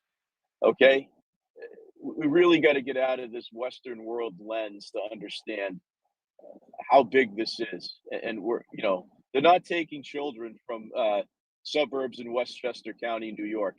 That would be too hard because they have a lot of money and there's a police department. Okay, simple stuff here, guys. All right, I kind of want to redirect the conversation now, guys, because you can get your fix on the Epstein stuff in a million other places. Uh, I'm going to go to the hands, and then I want to bring your attention to Steak for Breakfast podcast. Okay, what his tweet was, I think, was pretty pretty lit, and I'll read it to you in a second. And I want everybody's feedback on that. Fed up, you're next. Yeah, well, and I'll kind of segue with, kind of this, it's with any of this, it's all about digging into the source materials, digging into where it's coming from, things like that. Like, I love the fact Tucker brought up, or I mean, Summer brought up Tucker's interview. Because a lot of people have been excoriating Tucker because he's had some problems with Trump, but Tucker gets a lot of his information from his interviews, and some of his interviews have been tremendous and getting some wonderful information out. But some people don't like the fact that he's been critical of Trump over Ukraine, over what the bombing of Iran and over Ukraine. Okay, that's fair, especially with some of the people he's interviewed and their opinions on it, including somebody who's worked extremely close with the president, Steve Bannon. The man who probably should have been his first chief of staff, not Reince Priebus. So, I love that. And it goes back into something you were talking about when I first came in here, is the tariffs, right? We have these people running around with their hair on fire saying about the tariffs that they're going to cause this problem, they're going to cause that problem, right? And I heard somebody doing an analysis of it, and they talked about the Great Depression. And did, Herbert Hoover got in office? Did he pass new tariffs? He passed a second tariff bill that put tariffs on 20,000 new products. But he did this. It's all timing. It's all knowing what you're using the tariffs for. Because Trump's not using the tariffs to be protectionist, which is all Hoover did. Hoover also did it at the time we had 2 stock market crashes, because everybody knows about Black Friday. Well, they don't know the history that Black Friday was 100% created by J.P. Morgan Jr. Because there was a partial crash like 2 weeks before that. J.P. Morgan was seen as the stock market guy. I mean, his word was gold law. And the market started crashing. His buddies start calling him up. We're getting ready to lose a whole bunch of money. He comes out and tells the newspapers, oh, there's nothing to worry. This is a blip, blah, blah, blah. Stock market recovers. Bam, 2 weeks later, Black Friday. Completely caused thing by the elites. Whereas they don't tell you the real story of tariffs, what they were done when they were done correctly, that caused the Roaring 20s. We always hear about the Roaring 20s, right? Well, that was caused by the Tariff Act that was passed in 2022 that Harding and Coolidge kept going. We had some of our lowest unemployment in history. People was booming. And then created economy. And then we had other factors that happened that kept it fueling, like the Dust Bowl and things like that were completely out of our control. And so they tell this lie. They go back and tell this narrative. And that's what we're seeing with a lot of this stuff, is people go back and are rewriting the history of things. Or they'll twist little parts of words. They'll twist little parts of this, that, and the other. And I'll end here so you can continue where you're going and also get to Janet, is we're seeing that with all the different things Trump's doing. They'll do little word changes, like his reaction when they were asking in that cabinet meeting, and they asked about Epstein, right? I've heard 90% of people quote him as saying, why are we talking about this? Not what he said, and very important. He said, why are we talking about this now? Because they had just got through talking about the children that had died in Texas. And I agree with him. Poor timing for that question. I understand it was going to get asked. And I'm sorry, they got grumpy Trump. They got grumpy old man Trump. They got granddad Trump, who had just got through talking about dead children, and he got mad. Yeah. That's all that was. But that little word, leaving that little bit of that word off, completely changes the sentiment of that. And they've been doing that thing after thing after thing. That's been completely screwing the narrative. They do it with the tariffs, they do it with the border, they do it with the ICE raids, all of it. Yeah, exactly. The timing was not good, and all the more reason I think that, again, I'm not this. A lot of people are putting this on Trump because they love to say, "Oh, the buck stops with him. Is he the president or not?" Again, maybe my mindset is different than some people on here. Just like in 2020, I wasn't expecting him to answer the medical questions. I think a lot of people wanted Trump's like, well, how do you feel about mRNA? Like, that's not his lane, guys. As bright as he is, like I said, Trump is not a virologist and he's also not an attorney. Okay. So hasn't been to medical school, hasn't been to law school. Okay. He went to business school and he made a shit ton of money on his intellect and his deal making ability. Okay. Everybody has an area of expertise. And by the way, he as chief executive should not be weighing in. It's called delegation. Pam Bondi is the number one law enforcement officer in the United States. Hence, she is the most powerful crime fighter, so to speak, in the civilized world. All right. So that being said, she should be prepared to take the ordinance from the media if that happened. And yes, they were talking about Texas. That was another thing that people just glazed over. 6 days of flooding, 7 days of flooding, missing children. We're going to talk about other stuff. That's why Trump was mad. I agree with you, Fed Up.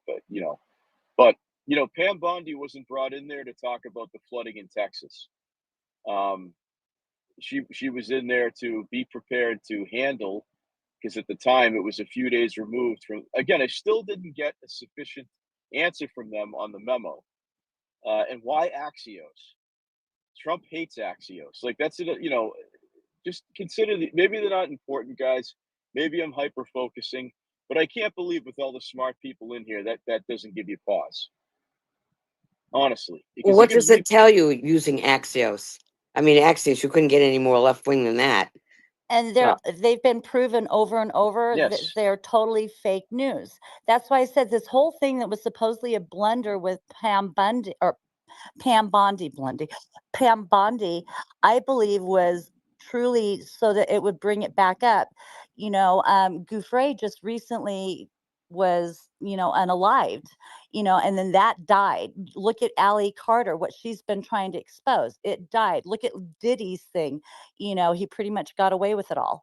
So, I think that it was just trying to keep it in, because we've been wanting to have this released since the very, very beginning, and nothing would be. We followed it. We were, we really wanted these things to be exposed. We had a lot of information already, but we wanted it exposed. We were always told that we were conspiracy theorists and stuff. When this Stellar. whole when this blunder thing happened, it made it from the other side, because it's the Congress and the Senate that don't want it open. Now with both sides, coming together saying, open it up. And now the grand jury stuff is going to finally be opened up.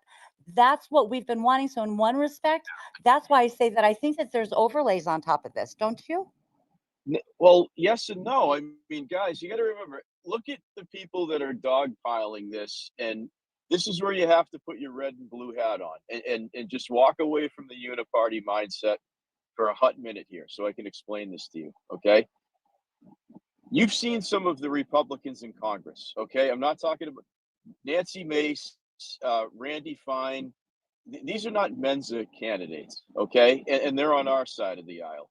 A lot of them, Massey's been there. Anytime Massey dogpiles Trump, you guys really, really need to have your alerts on. You really need to have your discernment level at maximum capacity, because he's at a war with the White House right now. Okay, I don't give a fuck that he's a Republican. Okay, anytime Massey dogpiles Trump, there should be a problem, and if there's not, I don't know if I should be having this conversation with you guys if you don't see what's happening. These Republicans that are pushing for the release of things, they're operating off the premise that they haven't viewed any of this Epstein stuff outside of a skiff. Do you think Biden, do you think Merrick Garland was having like Kevin McCarthy over and the Republican caucus or stuff was released in a skiff from 2021 to 2024? The point I'm getting at, friends, is the evidence that I think a lot of people want released has been erased or is doctored. And that when Trump arrived back in Washington, I mean, you guys are all think about it. If you don't believe me, you think I'm carrying water for the administration. Many of you yourselves, many of you yourselves have already said that it's a global network, and Epstein ran to Israel and all this stuff. Okay, so if it's a globalist plot, why would Biden leave it there? But That's what nothing is forever erased. There are, like the NSA, there are things, and maybe that's what's going to end up coming out because it was altered, which we all know over the 4 years, and we've had a crooked, DOJ, we've had a but, crooked FBI but and all that. But why release the and why release the alterations when that's? I mean, we to just show so that way that it no. shows the American people But with helping so, with the wake up that the but whole system's corrupt. but half the country hates Trump. If he releases what Merrick Garland left, half the country's going to believe that Trump was there. Half the country's going to believe that somebody like Franklin Graham. That's the depravity. That's what I'm saying. Is I understand why they're not doing it because they probably have prima facie evidence that it's doctored. Okay, do you remember like the 60 Minutes interview with Leslie Stahl? Do you remember he was there and they cut it up so much? They cut it up so that it was like it was not anything like the real thing. And he had someone videotape it and then he sued 60 Minutes because of the propaganda stuff. So if you have a system that's super, super corrupt that can do that for an interview, um, you know that they've done that for their files or whatever. But if he's got the whole thing, which we already know, they already have the whole thing because this has been a military operation, in my personal opinion. So they have it all. So just like he did But with what the if it, what 60, if they? But what if it wasn't a military operation and they don't have it all? the Because NSA and Exactly. stuff like that. because I'm having a really hard time like compartmentalizing what benefit is this to Trump? They've tried killing him. They've tried. You don't think this guy has a hard on for revenge right now with anybody and everybody? Look at the Obama stuff, and that's what I'm saying is, and this is where Elon factors into it, and why I have no respect for him. I believe that he confided in Elon that the reason why this Epstein stuff can't be released, first of all, Merrick Garland probably redacted all the guilty people, all the Democrats and all the Hollywood people, Bill Clinton, all the juicy names we want to see. That's all been erased. And what's there is victims, which by the way, Stellar, I know you're on the West Coast time and I do spaces early, but if you look at my page, like Thursday and Friday, I was trying to make the case I don't want the federal government releasing a broad list with innocent people on there because do you know what that? First of all, not all those women have signed NDAs. I mean, it's Oh, impossible to I assume. don't think that they should release any of the people's names and stuff. Well, like the but ones, yeah. I don't know if you can't release the list in totality without the victims that are if they're are on there. And I think what they have is a bunch of doctored names with no proof that Merrick Garland says, yeah, these Republicans were at the island, including our favorite president. Okay. And then a bunch of women who at the time were minors. And, this is 10, 15 years ago. And, and how about the Democrat donors that they don't care about? Okay. He had a business lunch with Jeffrey Epstein in 2013 in Palm Beach, Florida, but he was never on the flight logs. And it's a partisan Democrat on there. Like, look at Alan Dershowitz, what he had to go through to clear his name. By the way, he was implicated by Giuffre, I believe, and he had to clear his name. So and he's been proven right now. I know he's under a gag order, but I think he proved his innocence. So I'm very sorry the woman's dead, but it doesn't appear that Virginia Giuffre was, batting 1,000 with the name she dropped because she messed up a pretty high profile Democrat partisan attorney. So, her record might not have been perfect. I think what you have is the federal government, if they released what they had, first of all, 80% of it is fraud, and the other 20% will yield lawsuits against the government, which, by the way, we're going to be paying for. Well, Our he tax. was also representing a bank, and back then, early on, they were allowed to have the private ledgers on the banks. When the banking fall, like in 2006, 7, and 8, when the government, bailed out the banks, they had to open all that stuff up. He represented JP Morgan. JP Morgan also owns the shipping companies and leasing companies and stuff like that, and very strong ties to China, and we all know that all banks are not owned by the United States. They're part of, England and, that whole system.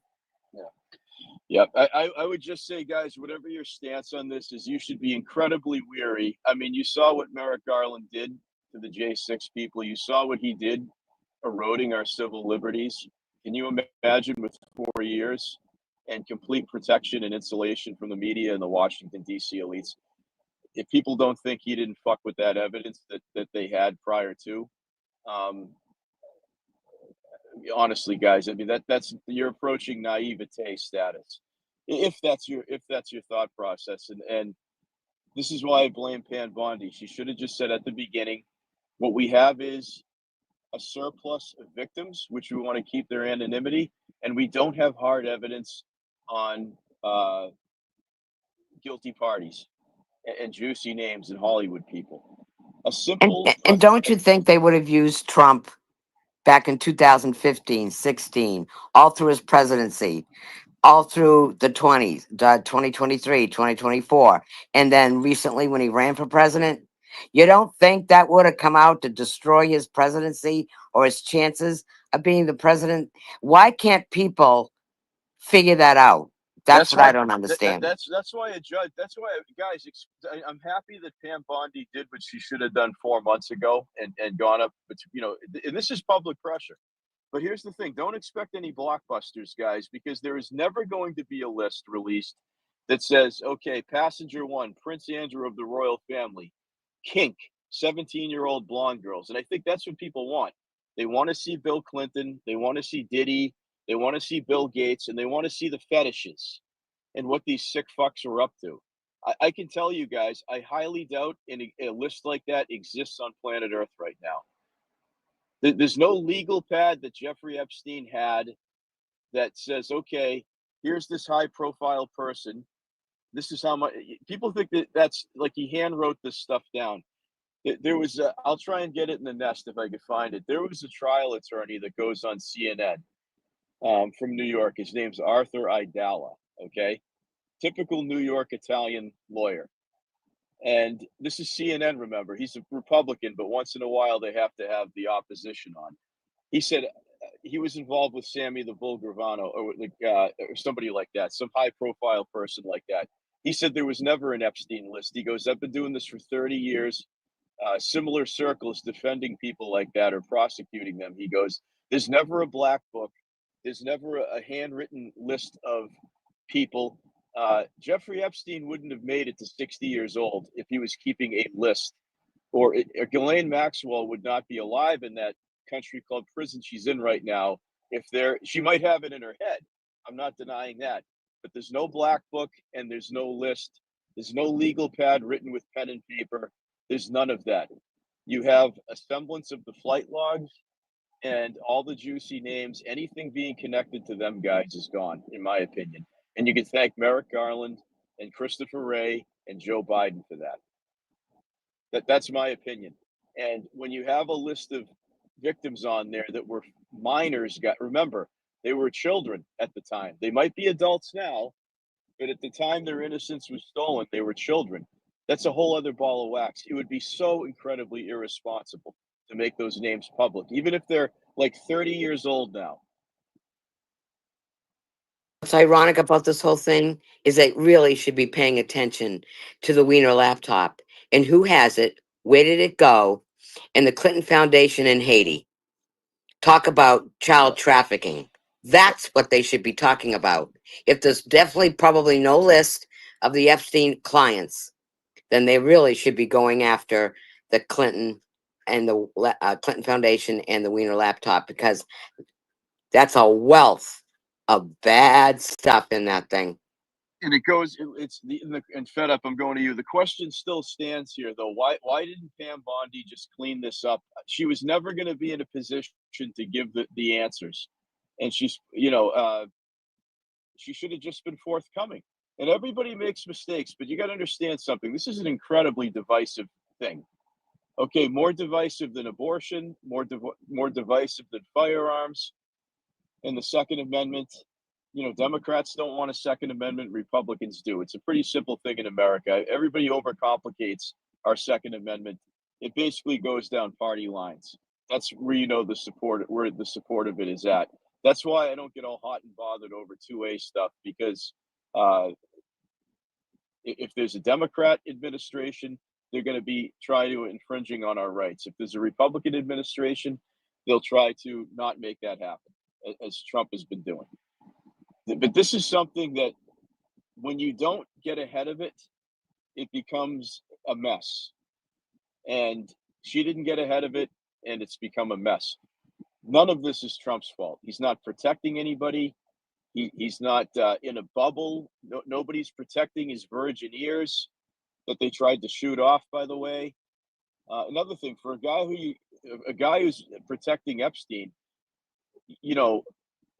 why didn't they just finish the job? Why did they try killing him twice?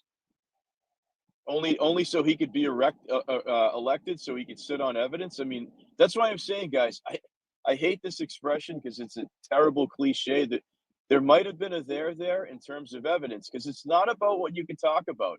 It's about what you can prove.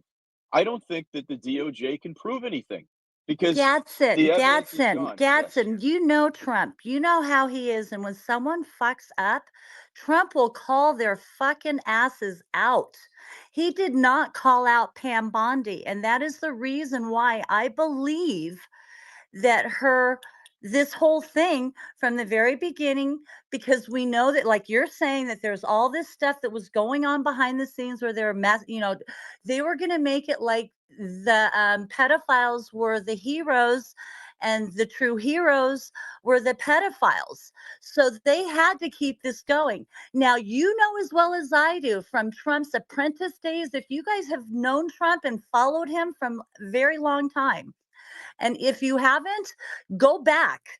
If someone fucks up, he will call their asses out. He does it all the time. He's been doing it on here and everything else. When someone screws up, he did not ever say that she screwed up, which means her blunder was meant to happen. These people are actors and they're playing out what needs to be played out to get people to keep questioning, so that way there's the Trump card. Okay. It feels like a freaking poker game, guys. Look up when the world champion of poker first started. It just ended here in Las Vegas. Okay.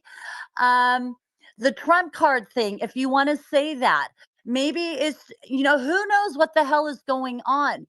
But Trump, if someone screws up on his stuff, he will call them out. And he did not, which makes me believe, knowing this man for all these years, knowing my president, this was in the plan.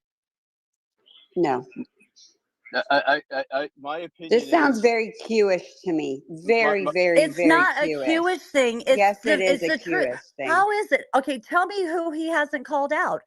He calls out people when they screw up. He always does, whether it's in True Social or whatever.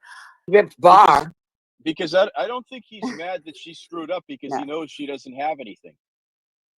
I think he's upset with the way she's handling the media, but he didn't call her out because he knows she doesn't have any of the paperwork that the public seems to think that they have.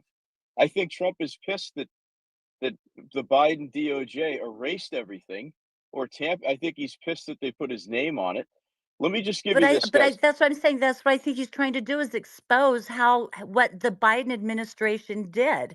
That's what I'm trying to say. Well, he said it. He didn't have to. He called it a Democrat hoax on Truth Social. It wasn't a. He's been very direct. But now he can bring it out to the open to show the public. I mean that, because but both they can't. sides are demanding for it to happen. So this can show not just by someone, not by an administration or whatever saying it, but he's going to be able to show it, to show what they did. Does that make sense? Because both sides are asking for it. For a long time, the All right, Democrats didn't want it. Does that Stella, make let me go to sense? Fed Up. He's had his hand up a while. We'll get back to that. So I guess I can't escape the Epstein guys. I wanted to talk about the first 6 months, and we've been talking about, but that's fine. I'm not that much of a hard ass. Um, Fed Up, you've been really patient. Let me just read you guys this really quick, and you could watch it. Arthur Idala is a Republican lawyer. He goes on CNN sometimes. I'll let you watch the clip at your leisure. Just listen to this. He was asked about, he doesn't believe there's an Epstein list, okay? Quote, obviously, I can't violate attorney client privilege. However, I could tell you my experience as a prosecutor and as a defense attorney for 3 decades. I have no client that has ever kept a written log of all the crimes that they've committed, or anyone they've committed them with, or anyone around them has committed with. It just doesn't happen. I don't think he's putting a list together, and I don't think there's a list that exists. Okay, this is Enter my General Flynn. Enter General Michael Flynn. all right, just let that marinate, guys. Um, that was like a rock hitting me on the head when I saw that clip. Fed Up, go ahead. Yeah, well, I guess I'm kind of in the middle of this comparatively because I do agree with Steph of, and I've said this before, is Trump does call people out when they do a bad job. I mean, look how he treated Sessions when Sessions cowered it out, right? As just one example. He called out several before he fired them. You know, Kelly and who he fired with a tweet, John Bolton, several others.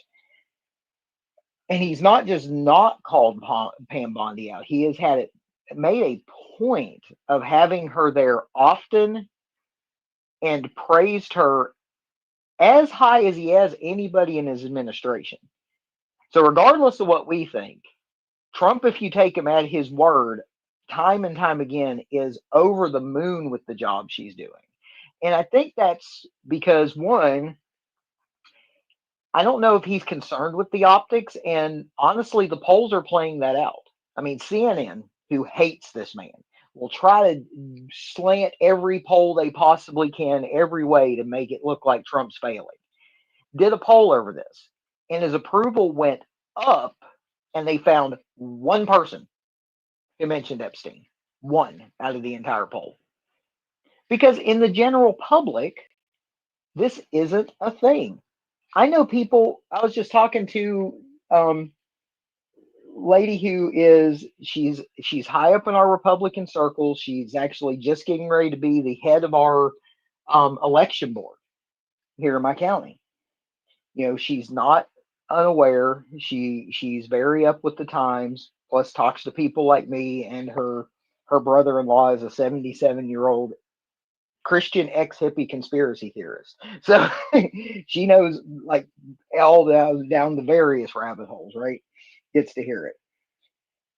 And we were talking about it yesterday, and it's like she said the same thing I said. When she talks to people outside of those that are on social media a lot, some of them can't even tell you who Epstein is. They know there's been trafficking rings, they know stuff's been happening, and you can say whether that's good, bad, indifferent, whether they know who Epstein is, or they know who Epstein is, but they know once he died, it was like Ghislaine's in jail, Epstein's dead. Okay, they couldn't tell you that this was possibly an intel operation. They couldn't tell you this, that, or the other. And then you also have Trump saying it is fake. Starting last year, I've been sharing out the clip where he did an interview last year where he was asked if he was going to release it. And he said, at first he said yes. And then he kind of paused. And then he's like, well, maybe not, because some of it could be phony. His words, June 2nd of last year. and reiterated it, went back to that in the same interview because of the world it came from, he said. Now, again, what did that mean? He left that out there. Did that mean it's because it's the child trafficking, the intel world, or could he have been hinting at the fact that, like you pointed out, who had it for the last 4 years, and really more than that, because as Summer pointed out, who was his last attorney general? Shut up. Barr. People, and nobody in here. I'm just saying, people I hear about on this app, they're completely, even if they're defending Trump, it's like that they turned their brain off for 4 years, and they Yeah. saw what Merrick Garland did to like, okay, so Biden had all this with Bill Clinton's name on it and a bunch of elites and a bunch of Democrat lawyers from New York, and he just here Pam Bondi. I'm sure Merrick Garland sat down and said, "Here's all the list of my Democrat friends, and we didn't do a fucking thing to it for 4 years." Nobody's even contemplating that that's a possibility. And guys, this is why I'm saying MAGA needs day jobs. My mind is blown. I don't have any legal training whatsoever. I've never been a cop, and that to me makes absolutely no sense. Maybe people don't know, but all you have to do is look at a timeline. The puppet 46th president was Joe Biden for 4 years, before the 47th president. So I don't understand what the disconnect is, and it's not Democrats. It's MAGA people that are not. They haven't done their homework on this issue. They're just talking, and it's this circular rhetoric it's obnoxious to listen to, guys. Go ahead, finish up. Sorry. Well, oh no. Well, I'll take it a step farther with Garland. This is something I've been pointing out. The J6 was awful, but we're talking Merrick Garland, a man who viciously protected pedophiles. And here's how I say that. This is the man who came out and called moms, was going to prosecute mothers as domestic terrorists for going after their school boards for having porn in the schools. He was protecting pedophiles with the force of the DOJ.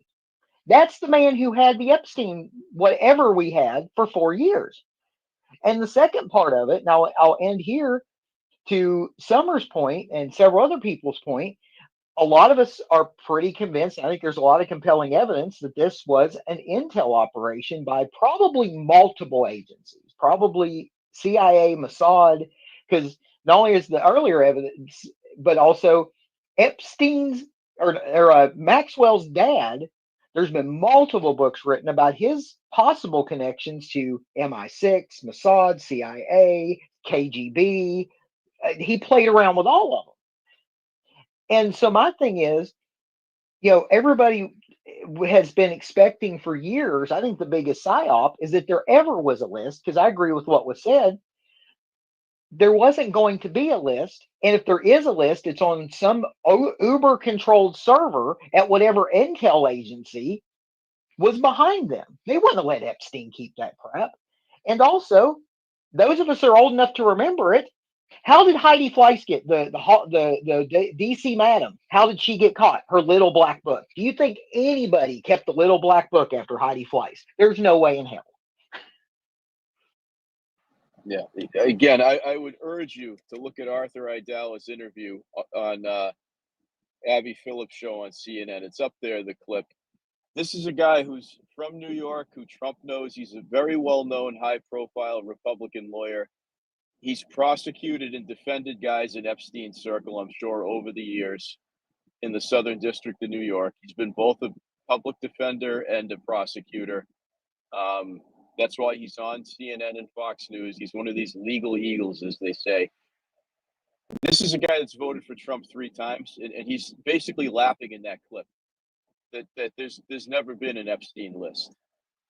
What people are saying Trump is hiding never existed in the first place. It didn't exist when Obama was president. It didn't exist when Trump was president the first time, Biden, and it still doesn't exist.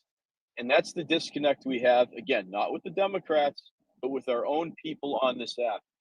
People are not doing their homework.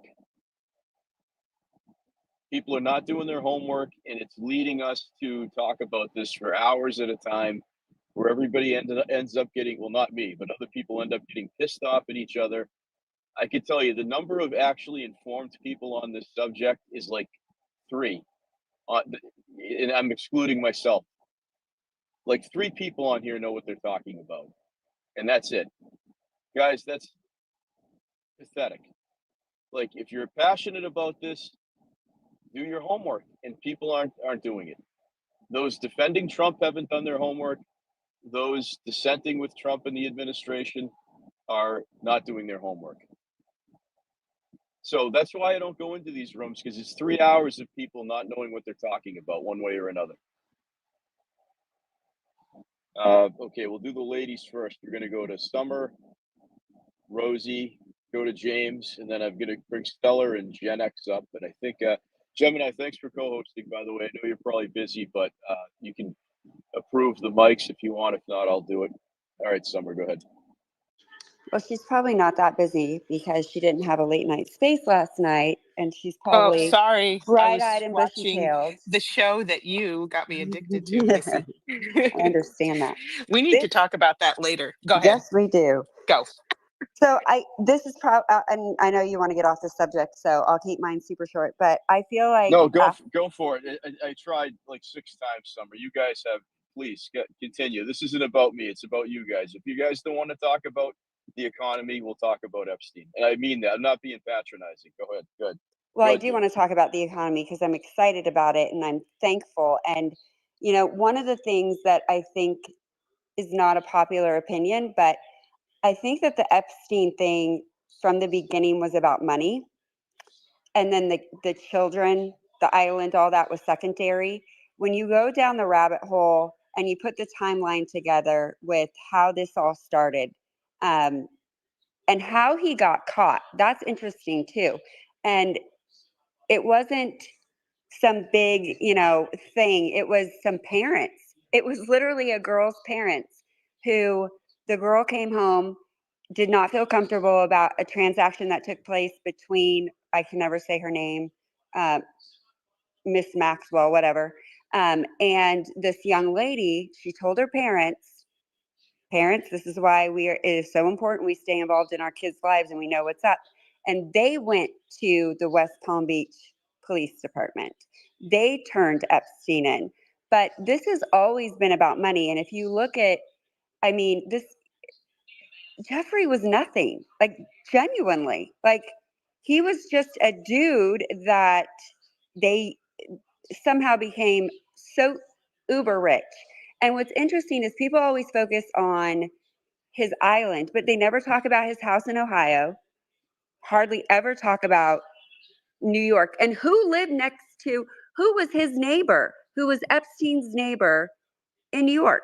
Like it's literally like 6 degrees of separation with Epstein. Everything leads back to this, which is interesting to me. Like when you start thinking about it, from a bigger picture, I'm like, oh, okay.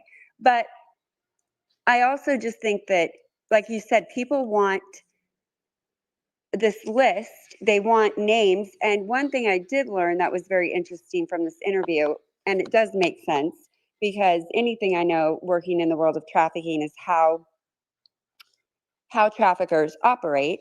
And that's why my statement about parents is so important. But, they don't look for the young girl who, has 2 parents at home typically, is involved in sports, like blah, blah, blah. They look for the outsider, the one that has had some problems, that doesn't have the best home life, that basically can do whatever they want. And they preyed on that. And so Jeffrey thought of himself and anybody who wasn't like a billionaire as being basically pieces of shit. So these young girls to them were nothing.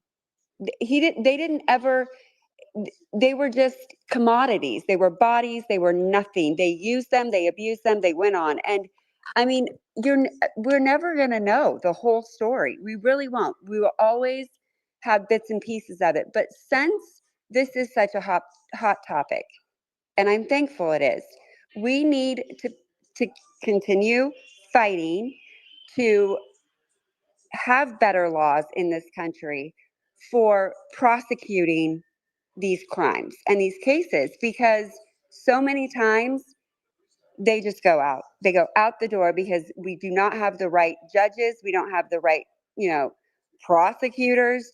They just don't know how to do it. And so I just think that this is, anytime I see things like this happening, kind of like in COVID, we can't go back and change what was done, unfortunately. And we can't sit there and just dwell on it all the time. We have to live our lives.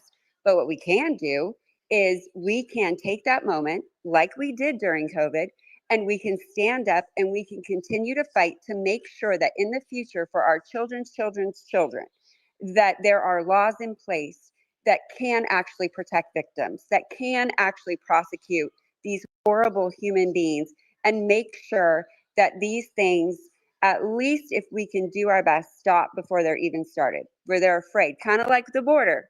Like there's a reason people aren't just coming over here. So I think it's just, we're kind of looking at things. I think everybody wants the same solution in the end. We want somebody to pay. But kind of like Fauci, we're all still waiting. We're pissed. Like, why isn't Fauci? What is going on? That's kind of how I see this case. But that doesn't mean we can't use it to do good things. And I think that that's what people need to look at, is how can we make our own party better from this? How can we as parents be better? How as, we as women and men, like what can we do better to make sure in the future that when this starts to come up again, we're educated with the right information. Sorry, I'm not going to fall for the Q shit. This isn't a trust the plan, because these are lives at stake. This isn't drugs where when drugs are gone, it's gone. These are people's fucking lives. And it is very, very important we remember that. So that's all I have to say about that one. It's such a, to me, it's such a mess, but it's a good mess. We can fix some things now. Yeah, the best, Summer, very well said. The best thing we could do is what's almost a no-win situation politically, which isn't even the most important thing. But guys, there will be no justice for those young women and if there are any young, I don't know if there are any men that were trapped. I'm going to presume there weren't. But these young women, unless you can give them back the innocence that these animals took from them, and the fact that their lives are permanently ruined, sadly, we've all known women that were, or maybe not directly, but 6 degrees of separation. Many of you know rape victims. Many of you know mental and physical spousal abuse victims, et cetera, et cetera. When people are dealing with trauma, I've heard some stories not related to Epstein of young women that were, Summer, I'm sure you've in your line of work too, when you've talked to victims, that once a minor, like a 15-year-old girl, is trafficked, that she's, first of all, her innocence is taken away against her will, her virginity, et cetera, et cetera. But the rest of her life is completely fucked up. I've seen stories where women they can't take their clothes off in front of a partner ever again. They can't be intimate ever again because of the damage that does. So unless anybody in here, and President Trump doesn't have this magic pill either, or magic wand, and Pam Bondi sure as fuck doesn't, unless you are in a position that you can take that, you can give that back to these young women, what they lost, and the answer to that is you can't. It's impossible. Then there is no justice. Okay, because that's the only thing that's going to make me sleep better at night, and it's something that's impossible to do. Now, does that mean you throw your hands up in the air? No, but unfortunately, we're in a country of laws, and if there's no evidence, we can't do this dance, guys. In fact, I would even offer, if you went into this haphazardly, without having your ducks in a row, without having the prima facie evidence to prosecute, everybody from Bill Clinton to some Democrat lawyer that lives in New York that used to go to the island, whose name you don't know and never have known, and unless you have the wheels of justice in place to do something to them, I think you're denigrating what these young women went through, those that are still alive, because you went into it. It basically becomes a vanity project at that point. You might have to reconcile, friends, that we are in an almost no-win situation for the victims. That's how helpless we are in this situation. You want to put Prince Andrew in jail? I wish you luck. He's a member of the royal family. His own MI6 can't arrest him. You'd have to go to war with the United Kingdom. Okay? Like a kinetic war. Bill Clinton is 80 years old. Think of if he ever got convicted of anything or ever went to trial, he probably would be dead before he served a day in jail. I don't know if you've seen Bill Clinton lately. He doesn't exactly look like the most healthiest former president they've ever seen. So you have to know what you can control. All right. Thanks for your patience, people with hands up. James dropped. Let me go to Rosie. You always get me when I'm backing in my driveway. I swear, you just want to be witness when I finally go through the wall into my bathroom. Okay, so good morning, good afternoon, everyone. Thanks for having a Sunday Space Cats. It is very good for our timing. And honestly, the reason I came up is simply because this is dividing people. It's dividing MAGA. It's dividing America First. It's dividing all of us who push to have our country back in our own hands. And that's where we need to put up our flag. You know, as much as I care about this topic, and I do reason, these students are with me every day. I know I can make a difference where I am. Brandy was just down here. Shepherd's Watch, guys. You could volunteer, Brandy, in her organization. There's so many things we could do. I understand. Like, let's think about what's happening in these spaces. Look who's coming in. We're seeing Krasen scenes coming in. I don't have to say the rest. You guys are seeing it. I think there's a lot of rage listening. I think if I'm listening, it's a non, because I completely think it's divisive and I'm watching a train wreck. But besides that, like, we should be celebrating that we're going into the third quarter right now. Like, that's what Gad's whole point was. I didn't buy shit for a year, anything major that it didn't have to, because it was under Biden's economy. And now I'm making purchases again. I just went shopping for clothes. It was a lot of fun. I liked it. So, I'm just bringing us back center here. The manipulation that's going on here. I'm not saying it's not important. Epstein was a thing 2 years ago, 6 years ago, 8 years ago. Epstein's been a thing. It's not what drove me to the polls. I didn't see anyone outside with their sign saying Epstein, on a stick on a head. And I want us to focus on what we all have in common and what we truly have mission. And our mission is to save America, to make America great again. And that goes with our children, that goes with our health, that goes with our families, people who are vaccine injured, people who died from COVID. We have to pick up these pieces from everything we've lost. We took a lot of hits over the last 4, 8 years, 5 years, whatever. We took a lot of hits, but now we're finally turned around and going in the right direction. And we're going in the great direction like a freaking freight train. I love it. And I think if we look and actually enjoy the view right now and take the wins and just not let people who are in these spaces mess with your head. Because I hear people, they're going up, they're like, and they're just talking it through. I hear them trying to just get in their head if they should be focused on it or not. That really is the answer to the space. I'm thankful to hearing actually about our economy. I do know it's doing better, and I love that I get to go shopping, and I love that I get to go visit my daughter in New York, and I don't have to worry about piles of crap as I walk down the street. It would be really, really great. The last time I was there, they were depressed. The entire, like when I was on Long Island, they were depressed. I've never seen anything like it. It was like a cloak over people. And my mom has been there since and said it's lifted. So I'm really excited to go visit and to see people who actually have hope again, because they don't have 19 Venezuelans living in the house to the left and 14 from Afghanistan to the right. We're moving in the right direction. Go America. I love President Trump still. As do I. There we go. Thank you, Rosie. Gen X, how are you? I'm good. I've missed some of the drama, which I'm happy about. I don't need the drama in my life. At 50 years old, I've had plenty. Trust me. Family, friends, work, all of that. It's all built up. I don't like turning and watching the car wreck. I don't even like being in it. So I'm glad it's kind of passed me by. I also, like Rosie, want to go ahead and jump on the white pill, the hope bandwagon, because think about back to Pizzagate when the Podesta emails were released and how everyone who did any research or posted anything on their timeline, number one, you were censored. Most of the time, it was taken down immediately, and you weren't allowed to post it, or it will be marked with a fact check, or all your friends hop on and say, like your friends from high school, and say, "Wow, I didn't know you were such conspiracy nut. Do you want to buy you some tinfoil?" These are the same people today that are demanding an Epstein list.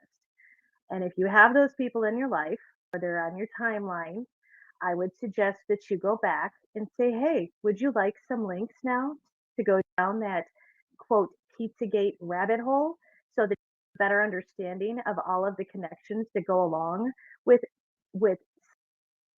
children and utilizing them as blackmail, that you can realize how many people were involved, how many people have weird artwork of children that just doesn't make sense, how many people now think about it, when we look at culture, how many people are talking about people eating kids and eating babies and drinking blood? Did you hear that 5 years ago? Because I didn't hear that 5 years ago. I didn't hear culture. How many people are talking about people eating kids and eating babies and drinking blood? Did you hear that 5 years ago? Because I didn't hear that 5 years ago. I didn't hear Joe Schmo at work talking about all these weird elitist people like Bill Gates probably eat babies. I turned around. I'm like, did I just hear those words on a shop floor at work?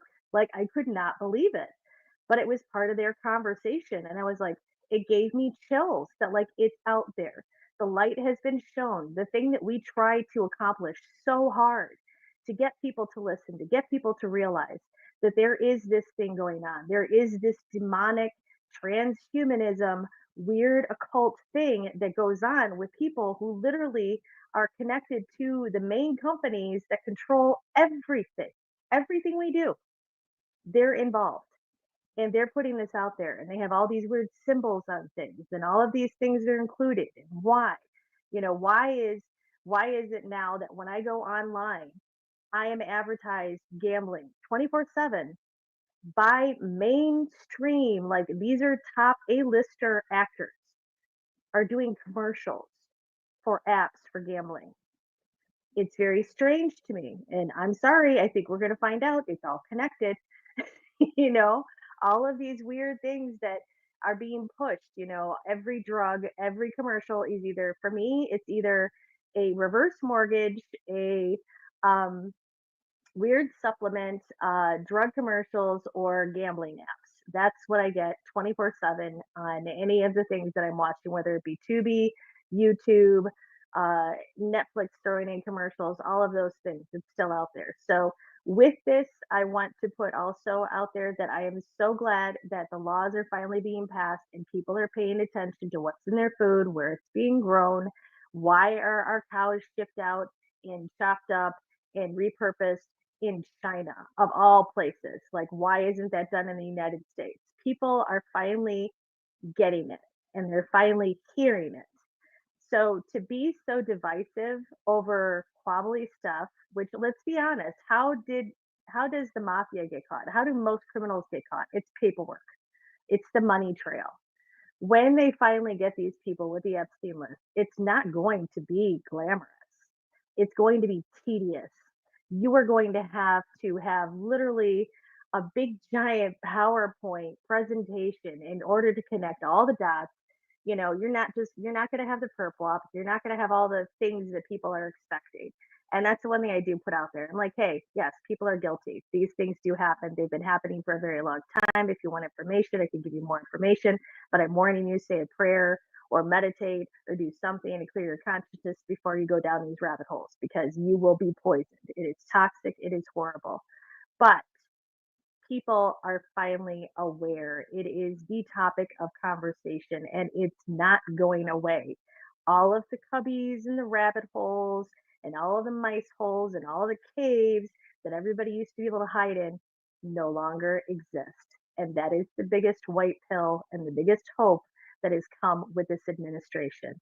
And I am so grateful that it has happened. It is amazing. And we need to focus on that more than the little shit that Joe Blow and your neighbor and your coworker at work have zero idea about, because it just exists here in spaces. Literally, there's a lot of shit that only exists here in spaces. Correct. No one else knows anything about it.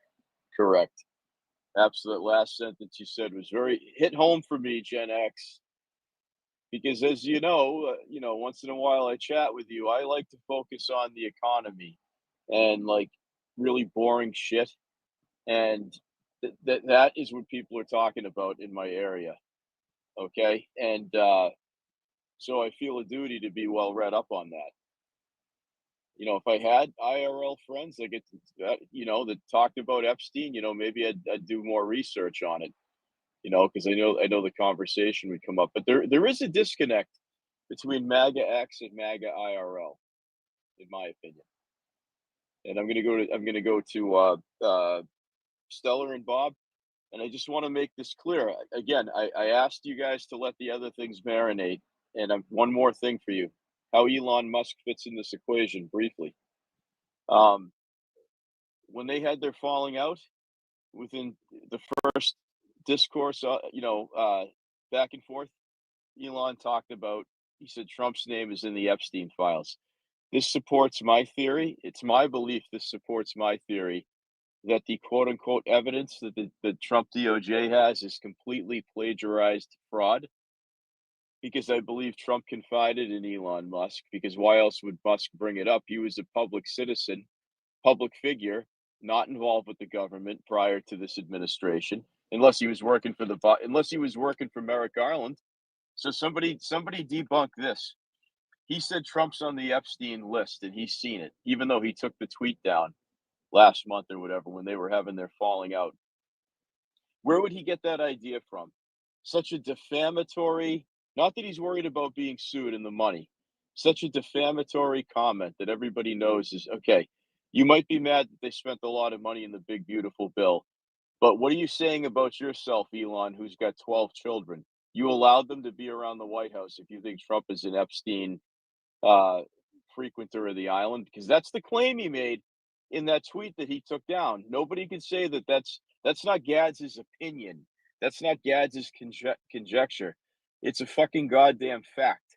Just because he deleted it doesn't mean it wasn't up there for like a week or whatever it was.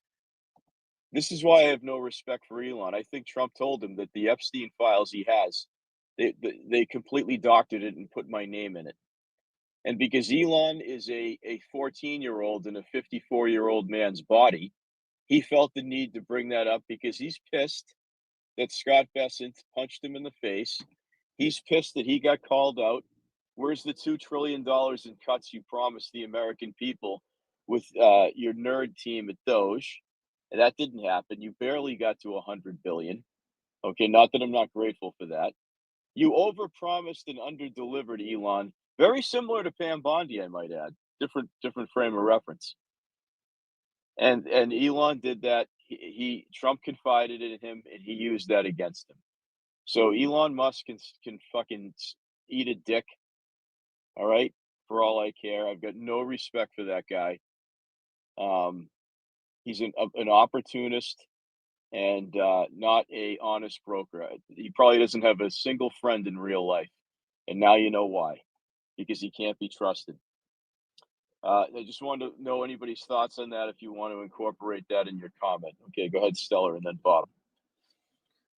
Okay, so yes, I've gone beyond that part. So I'm solutions, and you know this. So I mean, you guys are all trashing on me, but that's how I feel. But and how I feel that we're gonna go through this and have solutions is because we do have to get very active with our midterms. The state, our state powers are where our powers are. That's where our voices are. The people that we elect for the senators, when they go to Washington or whatever, they're supposed to be stating what we believe. So that's why I was saying, Gaz, I mean, when I first came up here, that I was telling you about what was going on in Nevada, how we got rid of the rhino person.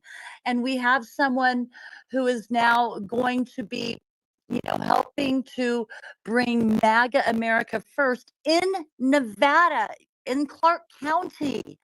So that's what I'm saying, because every state is like its own, our governor, and we have 36 gubernatorial elections coming, or state this cycle, and we have to get active.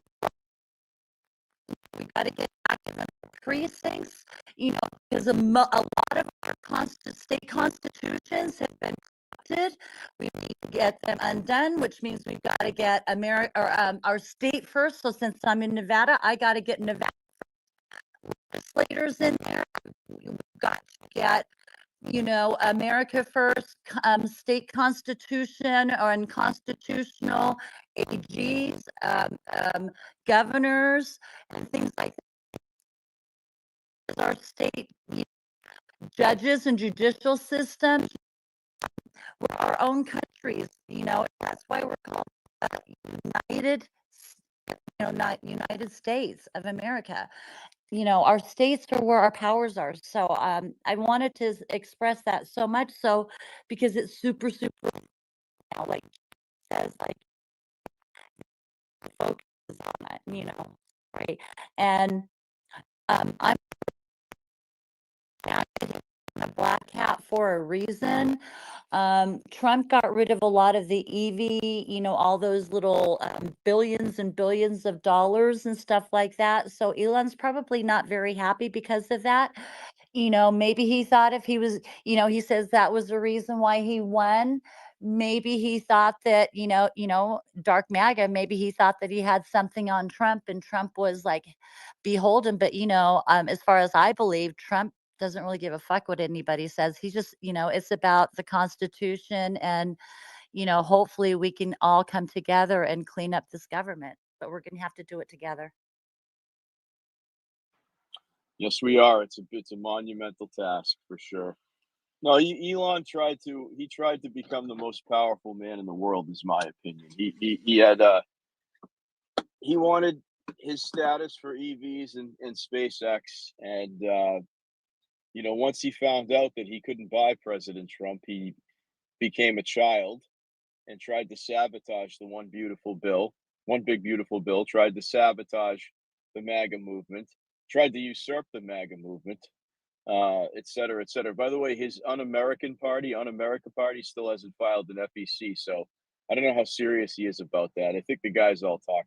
Bob, thanks Well, for the waiting. day that he announced that, you talk about, finances, the day that he announced that, there were, I think, 11 Bitcoin, huge amounts of Bitcoin wallets that had not been activated in, I think, 13 years or something like that, a long time. So I found that to be quite interesting. And it was in the hundreds, or at least 88 billion, if not more, which I find, or more than that. I mean, I think that there were 11 of them, but I don't know if anything's happened from that point, unless it was just like maybe they opened it up to see how many that were in there. I don't know if any of them All have right, moved to so the let me go to exchanges. Bob. Thank you. Thanks.